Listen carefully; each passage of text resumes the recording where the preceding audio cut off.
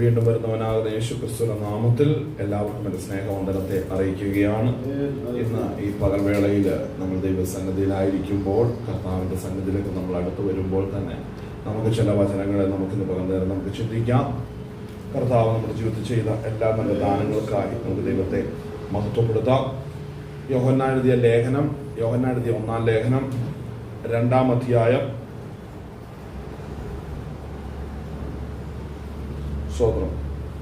അതിൻ്റെ 27-ാം വാക്യം നമുക്കൊന്ന് വായിക്കാം. യോഹന്നാൻ എഴുതിയ 1-ാം ലേഖനം 2-ാം അധ്യായം 27-ാം വാക്യം. അവനാൽ പ്രാപിച്ച അഭിഷേകം നിങ്ങളിൽ വസിക്കുന്നു, ആരും നിങ്ങളെ ഉപദേശിക്കുവാൻ ആവശ്യമില്ല. അവന്റെ അഭിഷേകം തന്നെ നിങ്ങൾക്ക് സകലവും ഉപദേശിച്ചു തരികയാലും അത് പോഷ്കല്ല, സത്യം തന്നെ ആയിരിക്കുകയാലും അത് നിങ്ങളെ ഉപദേശിച്ചതുപോലെ നിങ്ങൾ അവനിൽ വസിക്കുകയും. ആമേൻ. യോഹന്നാൻ അപ്പോസ്തലൻ സ്തോത്രം സഭയ്ക്ക് ലേഖനം എഴുതുമ്പോൾ ലേഖനങ്ങളിലെല്ലാം തന്നെ യോഹന്നാന്റെ ലേഖനവും യാക്കോബിന്റെ ലേഖനവും പത്രോസിന്റെ ലേഖനമെല്ലാം വളരെ ശക്തമായി സഭയ്ക്കകത്ത് സ്തോത്രം വരുന്നതായ മാറ്റങ്ങളെക്കുറിച്ചും സഭയ്ക്കകത്ത് സ്തോത്രം വ്യാപരിക്കുന്ന വിഷയങ്ങളെക്കുറിച്ചും വളരെ ശക്തമായി ഉദ്ധരിക്കുന്നതാണ് നമ്മൾ ലേഖനങ്ങളിൽ കാണുന്നത്. ഈ ലേഖനകർത്താക്കളെല്ലാം ഒരുപോലെ പറയുന്ന ഒരു കാര്യമാണ് എതിർ ക്രിസ്തുവിന്റെ ആത്മാവ് എന്ന വിഷയം. എതിർ ക്രിസ്തുവിന്റെ ആത്മാവ്, മറ്റൊരു ക്രിസ്തു, മറ്റൊരു സുവിശേഷം. ഇതിനെക്കുറിച്ച് വളരെ വ്യക്തമായി അപ്പോസ്തലന്മാർ പൗലോസും പത്രോസും യാക്കോബും യോഹന്നാനും എല്ലാം പറഞ്ഞിട്ടുണ്ട്. എന്നാൽ നമ്മളിപ്പോൾ വായിച്ച വാക്യത്തിലേക്ക് നമ്മൾ തിരിയുമ്പോൾ നമ്മൾ അതിൻ്റെ അത് കാണുന്നത് ഇങ്ങനെയാണ്. സ്തോത്രം, എന്നാൽ അവനാൽ പ്രാപിച്ച അഭിഷേകം നിങ്ങളിൽ വസിക്കുന്നു. ആമേൻ. അപ്പോൾ ദൈവത്തിന്റെ ആത്മാവാകുന്ന പരിശുദ്ധാത്മാവിനെ പ്രാപിച്ചവരെ കുറിച്ച് ഇവിടെ യോഹന്നാൻ അപ്പോസ്തലൻ പറയുന്നു, നിങ്ങൾ അഭിഷേകം പ്രാപിച്ചിരിക്കുന്നു. അപ്പോൾ അഭിഷേകം പ്രാപിച്ചവര് സ്തോത്രം ഹാലല ദൈവത്തിന്റെ മക്കളാണ്. അഭിഷേകം പ്രാപിച്ചവർ ദൈവത്താൽ ഉപദേശിക്കപ്പെട്ടവരാണ്. അഭിഷേകം പ്രാപിച്ചവർ ദൈവത്തിന്റെ പ്രത്യേക പദ്ധതിയിൽ സൂക്ഷിക്കപ്പെടുന്നവരാണ്.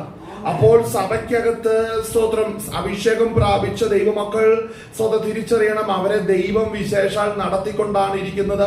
ദൈവത്തിന്റെ വലിയ കാര്യപരിപാടിക്കകത്ത് അവർ അംഗങ്ങളാണ്. അപ്പോൾ കർത്താവിന്റെ അനാദിനിത്യതയിലുള്ള പദ്ധതി പ്രകാരം പിതാവിന്റെ തിരുഹൃദയത്തിൽ രക്ഷിക്കപ്പെടുവാൻ പിതാവിന്റെ ഹൃദയത്തിൽ നിർണയിച്ചിരിക്കുന്നവരെ പിതാവിന്റെ സന്നിധിയിൽ പ്രത്യക്ഷമാക്കുക എന്നുള്ള ഉദ്ദേശമാണ് പുത്രനാകുന്ന യേശു ക്രിസ്തുവിൽ നിക്ഷേപിച്ചിരിക്കുന്നത്. പുത്രനാകുന്ന യേശു ക്രിസ്തുവിൽ ജഡത്തിൽ അവതരിച്ചു. സ്തോത്രം ഹല്ലേലൂയ. ദൈവപുത്രനാകുന്ന ക്രിസ്തു, ആത്മാവാകുന്ന ദൈവം ജഡത്തിൽ അവതരിച്ചു. ആ വിശ്വസിക്കുന്നവർ ലോകത്തെ ജയിച്ചവരാണ്. അപ്പോൾ ദൈവം ജഡത്തിൽ അവതരിച്ചു എന്ന് വിശ്വസിക്കുക, ഈ ലോകത്തിൽ ദൈവപുത്രനെ അവതരിപ്പിച്ചു എന്ന് വിശ്വസിക്കുക, അവൻ ഈ ദുഷ്ടലോകത്തിൽ അവൻ പ്രത്യക്ഷമായി എന്ന് വിശ്വസിക്കാൻ കഴിയുന്നവർ ഈ ലോകത്തെ ജയിച്ചവരാണ്. അപ്പോൾ അങ്ങനെ ദൈവത്തിന്റെ വചനം ഇവിടെ വ്യക്തമാകുന്നുണ്ട്. അപ്പോൾ അഭിഷേകത്തിന്റെ ഉദ്ദേശം എന്ന് പറഞ്ഞാൽ ജയകരമായി നമ്മളെ നയിക്കുക, ജയകരമായി നമ്മൾ മുന്നേറുക എന്നുള്ളതാണ്. ജയകരമായത് എന്താണ്? ഈ ലോകത്തിൽ ഇരിക്കുമ്പോൾ തന്നെ ദൈവത്തിന്റെ കാര്യപരിപാടിക്കായിട്ട് നാം ഒരുക്കപ്പെടുകയും ദൈവത്തിന്റെ പദ്ധതിക്ക് വേണ്ടി നമ്മൾ സ്തോത്രം ഹല്ലേലൂയ നടത്തപ്പെടുകയും ചെയ്യുകയാണ്. അത് പരിശുദ്ധാത്മാവിനാലാണ് അത് സംഭവിക്കുന്നത്. ഇന്ന് പകൽനേരം നമ്മൾ ഈ വചനം നമ്മൾ ശ്രദ്ധിക്കുമ്പോൾ അത് വളരെ ശ്രദ്ധിക്കേണ്ട ഒരു കാര്യം. സ്തോത്രം, അവിടെ ആ വാക്യം വായിക്കുമ്പോൾ അഭിഷേകം നിങ്ങളിൽ വസിക്കുന്നു, ആരും നിങ്ങളെ ഉപദേശിക്കുവാൻ ആവശ്യമില്ല എന്ന് പറയുന്നു. ശരിയാണ്. കാര്യം, രക്ഷിക്കപ്പെട്ട ഒരു ദൈവവൈതലിനെ ഉപദേശിക്കുന്നത് പരിശുദ്ധാത്മാവാണ്. അവനെ ഉപദേശിച്ച് അവന്റെ ശരി തെറ്റുകൾ അവനെ തിരിച്ചറിയിക്കുന്നത് പരിശുദ്ധാത്മാവാണ്. അപ്പോൾ അങ്ങനെയുള്ള ഒരു അനുഭവത്തിൽ ജീവിക്കുന്നവർക്ക് മാത്രമാണ് കർത്താവായ യേശു ക്രിസ്തുവിന്റെ സന്നിധിയിൽ നിന്ന് ആശ്വാസങ്ങൾ ലഭിക്കുന്നുള്ളൂ. അവൻ രക്ഷിക്കപ്പെട്ട ഒരു ദൈവവൈതൽ എപ്പോഴും അവന്റെ ആത്മാവ് പ്രാപിച്ച രക്ഷയുടെ അനുഭവത്തിൽ എപ്പോഴും നിലനിൽക്കുവാൻ ആഗ്രഹിക്കും. എവിടെയെങ്കിലും ജീവിതത്തിൽ എന്തെങ്കിലും ഒരു വീഴ്ച ജീവിതത്തിൽ സംഭവിച്ചാൽ അവർ ആ ദൈവ കൃപയിലേക്ക് മടങ്ങി വരുവാൻ അവർ സ്വതം ശങ്കിക്കില്ലെന്ന് മനസ്സിലാക്കാൻ അവരൊരിക്കലും അതിന് ശങ്കിക്കുന്നില്ല. അവർ മടങ്ങി വരിക തന്നെ ചെയ്യും. ആമേൻ. ആളെ നമ്മളത് വായിക്കുമ്പോൾ തന്നെ യോഹന്നാൻ എഴുതിയ ലേഖനം 1-ാം ലേഖനം 2-ാം അധ്യായത്തിൽ നമുക്ക് അതിന്റെ 18 മുതൽ നമുക്കൊന്ന് വായിക്കാം. സ്തോത്രം, ആ ഭാഗം നമുക്കൊന്ന് വളരെ ശ്രദ്ധയോടുകൂടെ നമുക്ക് ആ വിഷയങ്ങളൊന്ന് ഗ്രഹിക്കാം. വായിച്ചാട്ടെ. ഇത് അന്ത്യനാഴികയാകുന്നു, എതിർ ക്രിസ്തു വരുന്നു എന്ന് നിങ്ങൾ കേട്ടിട്ടുണ്ടല്ലോ. ഇപ്പോൾ അനേകം എതിർ ക്രിസ്തുക്കൾ എഴുന്നേറ്റിരിക്കുകയാൽ അന്ത്യനാഴികയാകുന്നു എന്ന് നമുക്കറിയാം. അവർ നമ്മുടെ ഇടയിൽ നിന്ന് പുറപ്പെട്ടു എങ്കിലും നമുക്കുള്ളവർ ആയിരുന്നില്ല. അവർ നമുക്കുള്ളവർ ആയിരുന്നു എങ്കിൽ നമ്മോടുകൂടെ പാർക്കുമായിരുന്നു. എന്നാൽ എല്ലാവരും നമുക്കുള്ളവരല്ല എന്ന് പ്രസിദ്ധമാകേണ്ടതല്ലോ. അപ്പോൾ ഇവിടെ ശ്രദ്ധിക്കേണ്ട ഒരു കാര്യം, ഇവിടെ യോഹന്നാൻ പറയുന്ന ഒരു കാര്യം, സഭയിലാണെങ്കിലും സ്തോത്രം അവിടെ യോഹന്നാനോടുകൂടെ ഐക്യതയിൽ എല്ലാവരും വരുന്നില്ല. എല്ലാവരും യോഹന്നാന്റെ അഭിപ്രായത്തോട് ഒന്നിച്ചു നിൽക്കാൻ കഴിയുന്നില്ല. അപ്പോൾ അഭിഷേകം പ്രാപിച്ചവരോടാണ് യോഹന്നാൻ ഈ സംസാരിക്കുന്നത്. ശ്രദ്ധിക്കേണ്ട ഒരു കാര്യമാണ്, ഇത് പൊതു ലോകത്തോടല്ല, പാപ മനുഷ്യനോടല്ല ഈ ലേഖനം സംസാരിക്കുന്നത്. ലോകത്തിൽ ജീവിക്കുന്ന മനുഷ്യനോടല്ല ഈ ലേഖനം സംസാരിക്കുന്നത്. ഈ ലേഖനം സംസാരിക്കുന്നത് രക്ഷിക്കപ്പെട്ട് പരിശുദ്ധാത്മാഭിഷേകം പ്രാപിച്ച് കർത്താവായ യേശു ക്രിസ്തുവിന്റെ മടങ്ങിവരവിന് വേണ്ടി കാത്തിരിക്കുന്നവർക്കാണ് ഈ ലേഖനം എഴുതിയിരിക്കുന്നത്. അപ്പോൾ ഈ ലേഖനം എഴുതുമ്പോൾ ഇത് അഭിഷേകം പ്രാപിച്ചവരോടാണ് സ്പെസിഫൈ ചെയ്തിരിക്കുന്നത്. മറ്റവർക്ക് ആർക്കും ഇതുകൊണ്ട് ഒരു ഗുണവുമില്ല. മനസ്സിലാകട്ടെ, രക്ഷിക്കപ്പെടാത്തൊരു വ്യക്തി ഈ ഭാഗങ്ങൾ എടുത്ത് വായിച്ചതുകൊണ്ട് അവന്റെ ഒരു ഗുണവുമില്ല. ഈ പുസ്തകം കഷത്തിൽ തുറന്നുകൊണ്ട് നടന്നിട്ട് കാര്യമില്ല. റേഷൻ കാർഡ്, ആധാർ കാർഡ് ബൈബിളിന്റെ അകത്ത് ഇട്ടുകൊണ്ട് നടന്നിട്ട് ഞായറാഴ്ച മാത്രം പള്ളിയിൽ പോകാൻ നേരത്തെ എടുത്തോണ്ട് പോകുന്ന ബിരുദന്മാരുണ്ട്. അവർക്കൊന്നും ഇതുകൊണ്ട് ഗുണമില്ല. മനസ്സിലാക്കണം, ഇതൊന്നും കൊണ്ട് അവന്റെ ആത്മാവ് രക്ഷ പ്രാപിക്കുന്നില്ല. രക്ഷ പ്രാപിക്കണമെങ്കിൽ മാനസാന്തരപ്പെട്ട് യേശു ക്രിസ്തുവിനെ രക്ഷിതാവും കർത്താവുമായി സ്വീകരിക്കുന്നവന്റെ ഹൃദയത്തിൽ ദൈവത്തിന്റെ ആത്മാവിനെ പകരും, അഭിഷേകം പകരും. അഭിഷേകം പ്രാപിച്ചവർക്ക് മാത്രമാണ് ഈ കാര്യപദ്ധതിയുമായിട്ട് ബന്ധം വരുന്നുള്ളൂ. അപ്പോൾ അഭിഷേകം പ്രാപിച്ചവരോടാണ് ഈ ലേഖനം യോഹന്നാൻ എഴുതുന്നത്. അപ്പോൾ യോഹന്നാൻ പറയുന്നു, കുഞ്ഞുങ്ങളെ, അവിടെ വായിക്കുന്നത് എങ്ങനെയാണ്, കുഞ്ഞുങ്ങളെ ഇത് അന്ത്യനാഴികയാകുന്നു. ശ്രദ്ധിക്കണം, 2000 വർഷം മുമ്പ് ഇത് യോഹന്നാൻ എഴുതുന്ന സമയത്ത് അന്ത്യകാലഘട്ടത്തിൽ, കാര്യം 1-ാം നൂറ്റാണ്ടിന്റെ അനുഭവം എന്ന് പറഞ്ഞാൽ അവർ ചിന്തിച്ചിരുന്ന അവരുടെ കാലഘട്ടത്തിൽ തന്നെ യേശു ക്രിസ്തു മടങ്ങി വരികയും അവരെ ചേർക്കുകയും ചെയ്യുമെന്നുള്ള വിശ്വാസത്തിലായിരുന്നു 1-ാം നൂറ്റാണ്ടിലെ വിശുദ്ധന്മാർ ജീവിച്ചിരുന്നത്. എന്നാൽ കാലഘട്ടങ്ങൾ മുന്നോട്ട് പോയ സമയത്ത് കർത്താവിന്റെ വരവ് താമസിക്കുന്നു എന്ന് കണ്ടു കഴിഞ്ഞപ്പോഴത്തേനും അവർ ആ പദ്ധതി ഉപേക്ഷിക്കുകയല്ല, പക്ഷേ മനസ്സിലായി ഇനി കാലങ്ങൾ എടുക്കുമെന്ന് മനസ്സിലായപ്പോഴത്തേനും അവർ അതിനായിട്ട് കാത്തിരിക്കുന്ന ഒരു അനുഭവത്തിലാണ് വന്നത്. എന്നാൽ 1-ാം നൂറ്റാണ്ടിൽ തന്നെ യേശു ക്രിസ്തുവിന്റെ വരവ് വളരെ അടുത്തിരിക്കുന്നു എന്നുള്ള ആ പ്രതീക്ഷയോടെ എഴുതുന്ന ലേഖനങ്ങളാണ് നമ്മൾ ഈ വായിച്ചു കാണുന്നത്. എന്നാൽ ഈ ലേഖനത്തിന്റെ അകത്തെ ഉത്സാഹം നമ്മൾ മനസ്സിലാക്കണം. അവസാന കാലഘട്ടത്തിലേക്ക് യേശു ക്രിസ്തുവിന്റെ വരവിന് വേണ്ടി ഒരുക്കപ്പെട്ടിരിക്കുന്നവർക്ക് എഴുതുന്ന ഈ ലേഖനത്തിൽ കാണുന്ന ഉത്സാഹം, ആ അഭിഷിക്തനാകുന്ന യോഹന്നാൻ അപ്പോസ്തലൻ സഭയെ ഉത്സാഹത്തിലേക്ക് നയിക്കുകയാണ്. കാര്യം ഇത് അന്ത്യനാഴികയാകുന്നു എന്നുള്ള ആഹ്വാനം കൊടുക്കുമ്പോൾ ഈ ആഹ്വാനം യഥാർത്ഥത്തിൽ ഇന്ന് നമുക്കാണ് ഏറ്റവും കൂടുതൽ പ്രാവർത്തികമായിക്കൊണ്ടിരിക്കുന്നത്. ഇത് ഏറ്റവും കൂടുതൽ ആപ്ലിക്കബിൾ ആകുന്നത് എനിക്കും നിങ്ങൾക്കുമാണ്. കാരണം നമ്മളാണ് സഭയിൽ അവസാന വ്യക്തികളായിട്ടിരിക്കുന്നത്. കാരണം യേശു ക്രിസ്തുവിന്റെ വരവിന് മുന്നോടിയായിട്ട് ഈ ലേഖനത്തിൽ പറയുന്നത് അന്ത്യനാഴികയാകുന്നു എന്ന് പറയുമ്പോൾ എല്ലാ അർത്ഥത്തിലും ഇത് അന്ത്യനാഴികയിലേക്ക് ദൈവസഭ പോയിക്കൊണ്ടാണ് ഇരിക്കുന്നത്. അപ്പോൾ അതിന്റെ ഇടയിൽ നമ്മൾ ഒരുക്കപ്പെട്ടവരായി തീർന്നെങ്കിൽ മാത്രമേ നമുക്ക് ദൈവരാജ്യത്തെ പ്രാപിക്കുവാനായിട്ട് സാധിക്കത്തുള്ളൂ. അപ്പോൾ ശ്രദ്ധിക്കണം, ബൈബിൾ ആർക്ക് എഴുതിയിരിക്കുന്നു എന്ന് ചോദിച്ചാൽ പുതിയ നിയമ സഭയ്ക്ക് എഴുതിയിരിക്കുന്നു. പുതിയ നിയമ സഭ ആരാണ്? ദൈവത്തിന്റെ കുഞ്ഞാന്റെ രക്തത്താൽ കഴുകപ്പെട്ടവരും അഭിഷേകം പ്രാപിച്ചവരുമാകുന്ന വിശുദ്ധന്മാരാണ് ദൈവസഭ എന്ന് പറയുന്നത്, അല്ലാതെ മറ്റൊരു വ്യക്തിയല്ല. അപ്പോൾ രക്ഷിക്കപ്പെട്ട ദൈവ പൈതലിന് മാത്രമാണ് ഈ സഭയിലെ ദൂതുകൾ കൈമാറിയിരിക്കുന്നത്. ആമേൻ. രക്ഷിക്കപ്പെടാതെ അനേകർ ഈ വാക്യം കാണാതെ പഠിച്ചും ബൈഹാർട്ട് ചെയ്തും ഇത് എന്നോടാണെന്ന് ആശിക്കുകയൊക്കെ ചെയ്താലും അതൊക്കെ വെറും നിരാശകൾ മാത്രമാണ്. വചനത്തിന്റെ ഉപദേശത്തിൽ നോക്കുമ്പോൾ അഭിഷേകം പ്രാപിച്ച് യേശു രക്തത്താൽ കഴുകപ്പെട്ട് വേർപെട്ടിരിക്കുന്ന ദൈവമക്കൾക്ക് മാത്രമാ യേശു ക്രിസ്തുവിന്റെ മടങ്ങി വരവെങ്കിൽ അവനോട് കൂടെ പോകുവാൻ കഴിയുന്നുള്ളൂ. ഇത് യേശു ക്രിസ്തുവിന്റെ വരവിന് വേണ്ടി ഒരുക്കപ്പെട്ടിരിക്കുന്നവർക്ക് എഴുതിയിരിക്കുന്ന ലേഖനമാണ് നമ്മളിപ്പോൾ വായിച്ചിരിക്കുന്നത്. കുഞ്ഞുങ്ങളെ, നിങ്ങൾ ഒരുങ്ങിയിരിക്കണം, ഒരുങ്ങിയിരിക്കണം. നമ്മുടെ രക്ഷിതാവ് വരുമ്പോൾ കുഞ്ഞുങ്ങളെ നിങ്ങൾ അവനോട് കൂടെ എടുക്കപ്പെടണം എന്ന് പറയുന്നത് ആ രക്ഷിതാവിന്റെ ആലോചനയാണ് നൽകുന്നത്.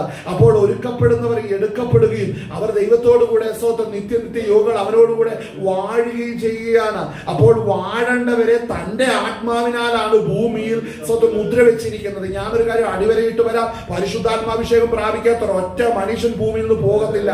അവരെ ദൈവമായിട്ട് ബന്ധമില്ല. ഒരു ക്രിസ്ത്യാനിയുടെ പേരുണ്ടെന്ന് വെച്ചോ, ഒരു ഹാലറിയ ഏതെങ്കിലും നാമമാത്ര ക്രൈസ്തവ കുടുംബത്തിൽ അത് ജനിച്ചെന്ന് വെച്ചൊന്നും ഒരിക്കലും സ്വർഗത്തിൽ പോകത്തില്ല. ദൈവത്തിന്റെ ആത്മാവാകുന്ന പരിശുദ്ധാത്മാവ് നിന്റെ ഹൃദയത്തിൽ വന്ന് എഴുതപ്പെട്ടിരിക്കുന്ന ഈ വചനങ്ങൾ നിനക്ക് പൊരുൾ തിരിച്ചു തന്ന് നീ വിശുദ്ധിയിൽ വേദനയിലും വേർപാടിലും യേശുക്രിസ്തുവിന്റെ മടങ്ങി വരവിന് വേണ്ടി ഒരുങ്ങാത്തിടത്തോളം നിന്റെ ആത്മാവ് ഒരിക്കലും രക്ഷ പ്രാപിക്കത്തില്ലെന്ന് മനസ്സിലാക്കണം. ഹല്ലേലൂയ. സ്വന്തം മതങ്ങൾ പലപ്പോഴും സ്വന്തം ക്രിസ്തീയ മതങ്ങളുണ്ട്, മതങ്ങൾ, സാമുദായ മതങ്ങൾ ഒരിക്കലും തന്നെ രക്ഷയുടെ സത്യങ്ങളെ പഠിപ്പിക്കത്തില്ല. അനാവശ്യ വിഗ്രഹാരാധനയിലേക്കും അനാവശ്യമായിട്ടുള്ള സ്വന്തം വിഷയങ്ങളിലേക്കും തിരിച്ചുകൊണ്ട് ദൈവജനത്തിന്റെ അല്ലെ മനുഷ്യന്റെ കണ്ണ് കുരുടാക്കിക്കൊണ്ടാണ് ഇരിക്കുന്നത്. അവർക്ക് ദൈവവചനത്തിലേക്ക് വരുത്തുകയോ അവരുടെ ആത്മാവിന്റെ രക്ഷയെക്കുറിച്ച് ഗ്രാഹ്യം വരുത്തുകയോ ഒന്നും ചെയ്യാതെ സ്വന്തം വളരെ മരണ പൗരോഹിത്യത്തിന് കീഴിൽ ഇരിക്കുന്ന ഒത്തിരി പേരുണ്ട്. പൗരോഹിത്യം നീങ്ങിപ്പോയി. മനസ്സിലാക്കണം, പൗരോഹിത്യത്തിന് കീഴിൽ ഇരിക്കുന്നവരെ നിങ്ങളുടെ ആത്മാവ് രക്ഷ പ്രാപിക്കത്തില്ല. കാരണം 5 വിധ ശുശ്രൂഷയാണ് ദൈവസഭയ്ക്ക് നൽകിയിരിക്കുന്നത്. അപ്പോസ്തലൻ, പ്രവാചകർ, ഇടയർ, ഉപദേഷ്ടാവ്, സുവിശേഷകൻ. ഈ 5 അടിസ്ഥാനത്തിന്മേൽ ദൈവസഭയെ പണിതിരിക്കുകയാണ്. ഈ 5 പേരുടെ ഡ്യൂട്ടി ദൈവത്തിന്റെ വചനം സത്യമായി വ്യാഖ്യാനിക്കുകയും സ്വന്തം അഭിഷേകം പ്രാപിച്ചിരിക്കുന്ന ദൈവജനം അത് കേട്ട് ആത്മാവിൽ ബലപ്പെട്ട് യേശുക്രിസ്തുവിന്റെ വരവിന് വേണ്ടി ഒരുങ്ങുകയുമാണ് വേണ്ടത്. ഈ പദ്ധതി വരുന്നില്ലെങ്കിൽ അത് സഭയല്ല, വിളിക്കപ്പെട്ടവരല്ലെന്ന് മനസ്സിലാക്കണം. ഹല്ലേലൂയ, സ്തോത്രം, ഹല്ലേലൂയ. മനസ്സിലാക്കണം, പാപത്തെ ജയിച്ചിട്ടില്ലെങ്കിൽ നിന്റെ ആത്മാവ് സ്വർഗ്ഗരാജ്യത്തിൽ പോകുകയില്ല. പാപത്തെ ജയിക്കാത്തവരാണ് ബഹുഭൂരിപക്ഷം സഭ ഈ സംഘടനകളുടെ കാത്തിരിക്കുന്നത്. മനസ്സിലാക്കണം, പാപത്തെ ജയിക്കുവാനായി നമ്മൾ ഏൽപ്പിച്ചു കൊടുത്തെങ്കിലേ മതിയാകത്തുള്ളൂ. ശ്രദ്ധിക്കേണ്ട ഒരു കാര്യമാണ് കുഞ്ഞുങ്ങളെ, ഇത് അന്ത്യനാഴികയാകുന്നു, അല്ലെ? അന്ത്യനാഴികയാകുന്നു. എതിർ ക്രിസ്തു വരുന്നു എന്ന് നിങ്ങൾ കണ്ട, എതിർ ക്രിസ്തു വരുന്നു എന്ന് നിങ്ങൾ കേട്ടിട്ടുണ്ടല്ലോ. ലോകത്തെ മുഴുവനും ഭരിക്കുവാനായിട്ട് ഒരുവൻ വരുന്നുണ്ട്. എതിർ ക്രിസ്തു വരുന്നു. മനസ്സിലാണ് അവിടെ ആ ഭാഗം വായിക്കുമ്പോൾ അവിടെ വായിക്കുന്നത്, നിങ്ങൾ എതിർ ക്രിസ്തു വരുന്നു എന്ന് നിങ്ങൾ കേട്ടിട്ടുണ്ടോ? ഏകൻ വരുന്നുണ്ടല്ലോ എന്ന് പറയുകയാണ്. ഒരു വ്യക്തിയെ കുറിച്ചാണ് ഇവിടെ പറയുന്നത്. പക്ഷേ അതിനുശേഷം യോഹന്നാൻ ഈ പറയുന്ന ഭാഗം വളരെ ശ്രദ്ധിക്കണം. അവിടെ പറയുന്ന കാര്യം എന്താണ്? ഇപ്പോൾ അനേകം എതിർ ക്രിസ്തുക്കൾ. ഇവിടെ ശ്രദ്ധിക്കണം, അനേകം എതിർ ക്രിസ്തുക്കൾ, അതായത് പരിശുദ്ധാത്മ അഭിഷേകം പ്രാപിക്കാത്തവരെല്ലാം സഭയിൽ എതിർ ക്രിസ്തുക്കൾ തന്നെയാണ്. കാര്യം അഭിഷേകമില്ലാത്തവരെല്ലാം സഭയ്ക്കകത്തെ എതിർ ക്രിസ്തുക്കൾ തന്നെയാണ്. അഭിഷേകമില്ലാത്തവർ സഭയ്ക്കകത്തെ എതിർ ക്രിസ്തുക്കൾ തന്നെയാണ്. മനസ്സിലാകുന്നുണ്ടോ? കാരണം സ്തോത്രം, ഇവിടെ അഭിഷേകം കൊണ്ട് വരുന്നത് പരിശുദ്ധാത്മാവ് രക്ഷിക്കപ്പെട്ടവന്റെ ഹൃദയത്തിൽ ഇരുന്ന് അവനെ ഉപദേശിക്കണം. ഒരുവനും നിന്നെ ഉപദേശിക്കാനില്ലെങ്കിലും പരിശുദ്ധാത്മാവ് നിന്നെ ഉപദേശിക്കുകയും നിന്നെ വിശുദ്ധിയിൽ വഴി നടത്തുകയും ചെയ്യണം. അത് നടത്തപ്പെടാത്ത എല്ലാ സ്തോത്രം മന്ദിരങ്ങളും സാത്താന്റെ ഗുഹകൾ തന്നെയാണ്. ഞാൻ പറയുന്നതിന്റെ അർത്ഥം, അഭിഷേകം പ്രാപിക്കാത്ത എല്ലാ മനുഷ്യരും എതിർ ക്രിസ്തുക്കൾ തന്നെയാണ്. കാര്യം അവർക്ക് ക്രിസ്തുവിന്റെ സ്വന്തം ചുവടിലേക്ക് പോകാൻ കഴിയത്തില്ല. എന്നാൽ മനസ്സിലാക്കണം, ഈ എതിർ ക്രിസ്തുക്കൾ അവിടെ വായിക്കുന്നത് എന്താണ്? ഇപ്പോൾ അനേകം എതിർ ക്രിസ്തുക്കൾ എഴുന്നേറ്റിരിക്കുകയാൽ അന്ത്യനാഴിക ആകുന്നു എന്ന് നമുക്ക് എന്ന് പറഞ്ഞാൽ 1-ാം നൂറ്റാണ്ടിൽ മുതൽ സഭയ്ക്കകത്ത് ഉപദേശത്തിന് വിരുദ്ധമായി, സത്യത്തിന് വിരുദ്ധമായി, ഇച്ചിരി കൂടെ വ്യക്തമായിട്ട് പറഞ്ഞാൽ ഏറ്റവും വലിയ പാപവേദം എന്നറിയോ? പുതിയ നിയമ ശുശ്രൂഷയ്ക്കകത്ത് പരിശുദ്ധാത്മാവിന് നേരെ ദൂഷണം പറയുന്നതാണ്. അപ്പോൾ പരിശുദ്ധാത്മാവിന് നേരെ ദൂഷണം പറയുക എന്ന് പറഞ്ഞാൽ പരിശുദ്ധാത്മാവ് ഒരു അഭിഷിക്തനിൽ ഇരിക്കുകയും ആ അഭിഷിക്തന് നേരെ ദൂഷണം പറയുകയും ചെയ്യുമ്പോഴാണ് അത് ദൂഷണമാകുന്നുള്ളൂ. ഇനി അഭിഷിക്തനിൽ അഭിഷേകം ഉണ്ടെങ്കിൽ അതിന്റെ തെളിവെന്താണ്? അവൻ വിശുദ്ധിയിൽ ജീവിക്കും. മാത്രം അവന്റെ പ്രസംഗം വിശുദ്ധിയിലും വേർപാടിലുമായിരിക്കും. ഈ ലോകത്തെ വെറുക്കുന്നതായിരിക്കും അവന്റെ പ്രസംഗം, ദൈവരാജ്യത്തെ സ്നേഹിക്കുന്നതായിരിക്കും അവന്റെ പ്രസംഗം. ഓരോ ദിനം കഴിയുമ്പോഴും ദൈവസന്നിധിയിൽ അവന്റെ സന്തോഷം ഏറും. മനസ്സിലാകുന്നുണ്ടോ? ആ ഒരു അനുഭവം കാണുന്നവനാണ് വിശുദ്ധൻ. ഇന്ന് കാണുന്ന പല വിശുദ്ധന്മാരും, ഇന്ന് കാണുന്ന പല അഭിഷിക്തരും അങ്ങനെയല്ല. അവർ ലോകത്തെ സ്നേഹിക്കുന്നു, ലോകത്തെ ഇമ്പങ്ങളുടെ പിന്നാലെ പോകുന്നു, ലോകത്തിലേക്ക് ജനത്തെ വഴിതിരിച്ചു വിടുകയാണ്. അപ്പോൾ യോഹന്നാൻ അപ്പോസ്തലന് പറയാൻ ഒറ്റ കാര്യമേ ഉള്ളൂ, എതിർ ക്രിസ്തുക്കൾ ആരാണെന്ന് മനസ്സിലായി. ഈ ലോകത്തിലേക്ക് നിന്റെ കണ്ണുകളെ വീണ്ടും തിരിക്കുന്നുണ്ടെങ്കിൽ അവനാണ് എതിർ ക്രിസ്തുക്കൾ. ആമേൻ. മനസ്സിലാക്കണം. വായിച്ചാട്ടെ, തുടർന്ന് വായിച്ചാട്ടെ. അന്ത്യനാഴികയാകുന്നു എന്ന് നമുക്കറിയാം. അവർ നമ്മുടെ ഇടയിൽ നിന്ന് പുറപ്പെട്ടു എങ്കിലും നമുക്കുള്ളവർ ആയിരുന്നില്ല. അവർ നമുക്കുള്ളവർ ആയിരുന്നു എങ്കിൽ നമ്മോടുകൂടെ പാർക്കുമായിരുന്നു. എന്നാൽ എല്ലാവരും നമുക്കുള്ളവരല്ല എന്നും പ്രസിദ്ധമാകേണ്ടതല്ലോ. നമുക്ക് അവിടെ വായിക്കുമ്പോൾ അവിടെ ഇപ്പോൾ വായിച്ച വാക്യം ഇതാണ്, എല്ലാവരും നമുക്കുള്ളവർ അല്ല. ശ്രദ്ധിക്കണം, എല്ലാവരും നമുക്കുള്ളവരല്ല. സഭ എന്ന് പറയുന്ന സംഘടനയ്ക്കകത്ത് അഭിഷേകം പ്രാപിച്ചവരാണ് നമുക്കുള്ളത്. അവരിൽ പ്രാപിച്ച അഭിഷേകം അവർ ഉപദേശിക്കുകയും അതേ ആത്മാവിനെ പ്രാപിച്ചവർ തമ്മിൽ പ്രബോധിപ്പിക്കുകയും ചെയ്യുമ്പോൾ ആത്മാവിന്റെ ഐക്യത അവിടെ വെളിപ്പെടും, ആത്മാവിന്റെ സന്തോഷം അവിടെ വെളിപ്പെടും. എന്നാൽ മനസ്സിലാക്കണം. ഈ വാക്യം ഇവിടെ പറയുമ്പോൾ അവിടെ വായിക്കുന്ന കാര്യം നമ്മളിപ്പോ വായിച്ചത്, ഇവിടെ ശ്രദ്ധിക്കണം, അവർ എന്ന് പറഞ്ഞ ആരാണ്? എതിർ ക്രിസ്തുക്കൾ.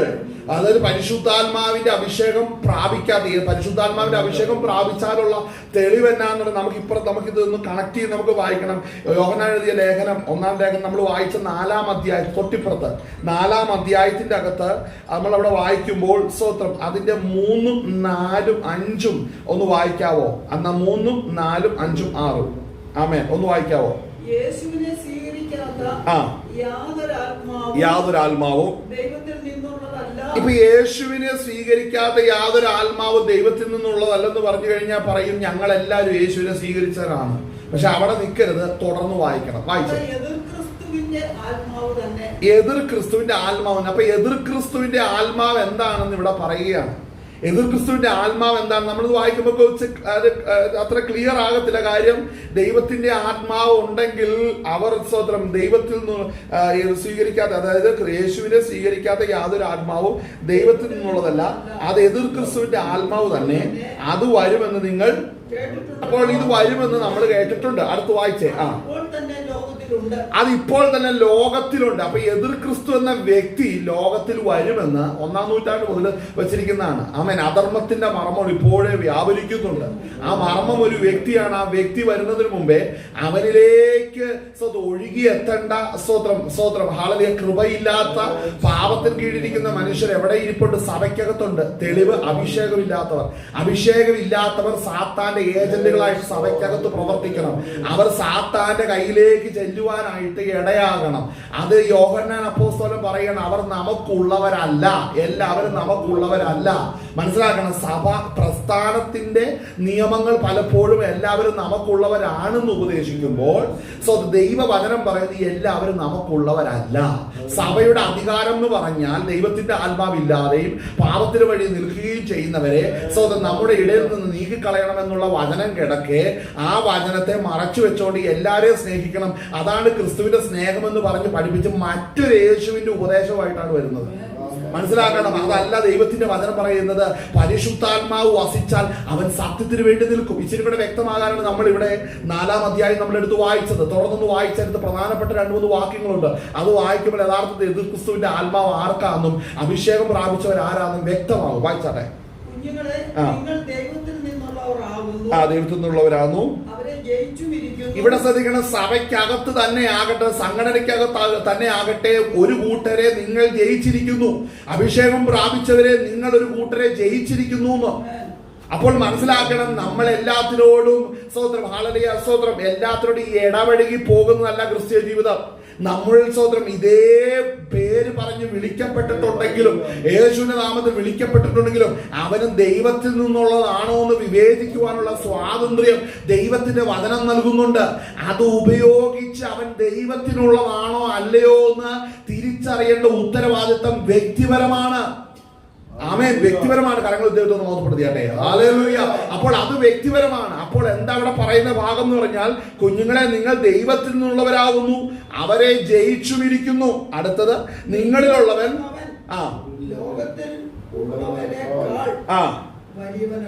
ഉള്ളവരെക്കാളല്ല, ഉള്ളവനേക്കാൾ. കണ്ട അവിടെ വായിക്കുന്നത് നിങ്ങളിലുള്ളവൻ ലോകത്തിൽ ഉള്ളവനേക്കാൾ വലിയവനല്ലോ. ആമേൻ. സാത്താൻ ഇങ്ങനെ പല ട്രിക്കുകളും എടുക്കും, തെറ്റു വായിക്കുകയൊക്കെ ചെയ്യും. പക്ഷെ നമ്മൾ സാത്താനെ ജയിക്കണം. നമ്മൾ വായിച്ച വാക്യം തന്നെ നിങ്ങളിലുള്ളവൻ. കണ്ടോ, നമ്മളിലുള്ളവൻ തെറ്റു വായിക്കത്തില്ല, നമ്മളിലുള്ളവൻ ശരിയെ വായിക്കത്തുള്ളൂ. നിങ്ങളിലുള്ളവൻ ലോകത്തിൽ ഉള്ളവനേക്കാൾ വലിയവനല്ലോ. ഇത് എടുത്തു പറയാത്തതായിട്ട് ആരുമില്ല. എല്ലാ വിശ്വാസികളും എന്നിലുള്ളവൻ ലോകത്തിലുള്ളവനേക്കാൾ വലിയവനത്രേ ആമേൻ എന്ന് പറഞ്ഞ് തുള്ളും. പക്ഷേ അഭിഷേകം ഇല്ലാത്തവനുമായിരിക്കും. അഭിഷേകം ഉള്ളവനാണ് ഈ വാക്യം ബാധകമാകുന്നു. അഭിഷേകം ഉള്ളവർക്കാണ് ഈ വാക്യം ബാധകമാകുന്നുള്ളൂ. കാര്യം എന്നിലുള്ളവൻ എന്ന് പറയുന്നത് പരിശുദ്ധാത്മാവാണ്. അത് ലോകത്തിലുള്ളവൻ എന്ന് പറയുന്നത് എതിർ ക്രിസ്തുവാണ്. അവനേക്കാൾ വലിയവൻ എന്ന് പറയുമ്പോൾ അവൻ ഹാലലിയ നാശത്തിലേക്ക് പോകുമ്പോൾ എന്നെ രക്ഷിക്കുന്നവൻ ഉയരത്തിൽ നിന്ന് വന്നിരിക്കുന്നു. മനസ്സിലാക്കണം. എന്നെ ഉപദേശിക്കുന്നവൻ എന്നെ വഴി നടത്തുന്നു. അതാണ് അഭിഷേകം പ്രാപിച്ചവരുടെ പ്രാഗൽഭ്യം എന്ന് പറയുന്നത്. തിരിച്ചറിയേണ്ട വാക്യങ്ങളാണ്. അടുത്ത വാക്ക് ശ്രദ്ധിക്കണം. അത് വായിച്ചാൽ ഇവിടെ ശ്രദ്ധിക്കണം, ഈ എതിർ ക്രിസ്തുവിന്റെ ആത്മാക്കൾ ഉള്ളവർ എന്ന് പറഞ്ഞാൽ സഭയ്ക്കകത്ത് അവർ നമുക്കുള്ളവരല്ലെന്ന് പറയുന്ന ഒരു കാറ്റഗറി അപ്പുറത്ത് കിടപ്പുണ്ട്. യോഹന്നാൻ പറയുന്ന അവർ നമുക്കുള്ളവരല്ല. ഇവിടെ വീണ്ടും 4-ാം അധ്യായം പറയുന്നത് നിങ്ങൾ അവരെ ജയിച്ചിരിക്കുന്നു. നിങ്ങൾ ആരെയാ തോറ്റുപോയവർ ആരാന്നറിയാം? അവരെ കുറിച്ചാണ് ഈ പറയുന്നത്. അവരെ കുറിച്ച് പറയുന്നത് തന്നെ അവർ ലൗകികന്മാർ ആകയാൽ. കാരണം എന്താന്ന് ചോദിച്ചാൽ ഇവരിൽ അഭിഷേകം ഇല്ലാത്തത് കൊണ്ട് ഇവർക്ക് ലോകകാര്യമേ പറയാൻ അറിയത്തുള്ളൂ, ലോകത്തിലുള്ള കാര്യങ്ങളെ പറയാൻ അറിയത്തുള്ളൂ. ഇവർ സഭയ്ക്കകത്ത് വന്നാലും ലോക വിഷയങ്ങളെ ഇവർക്ക് എത്തിക്കാനുള്ളൂ.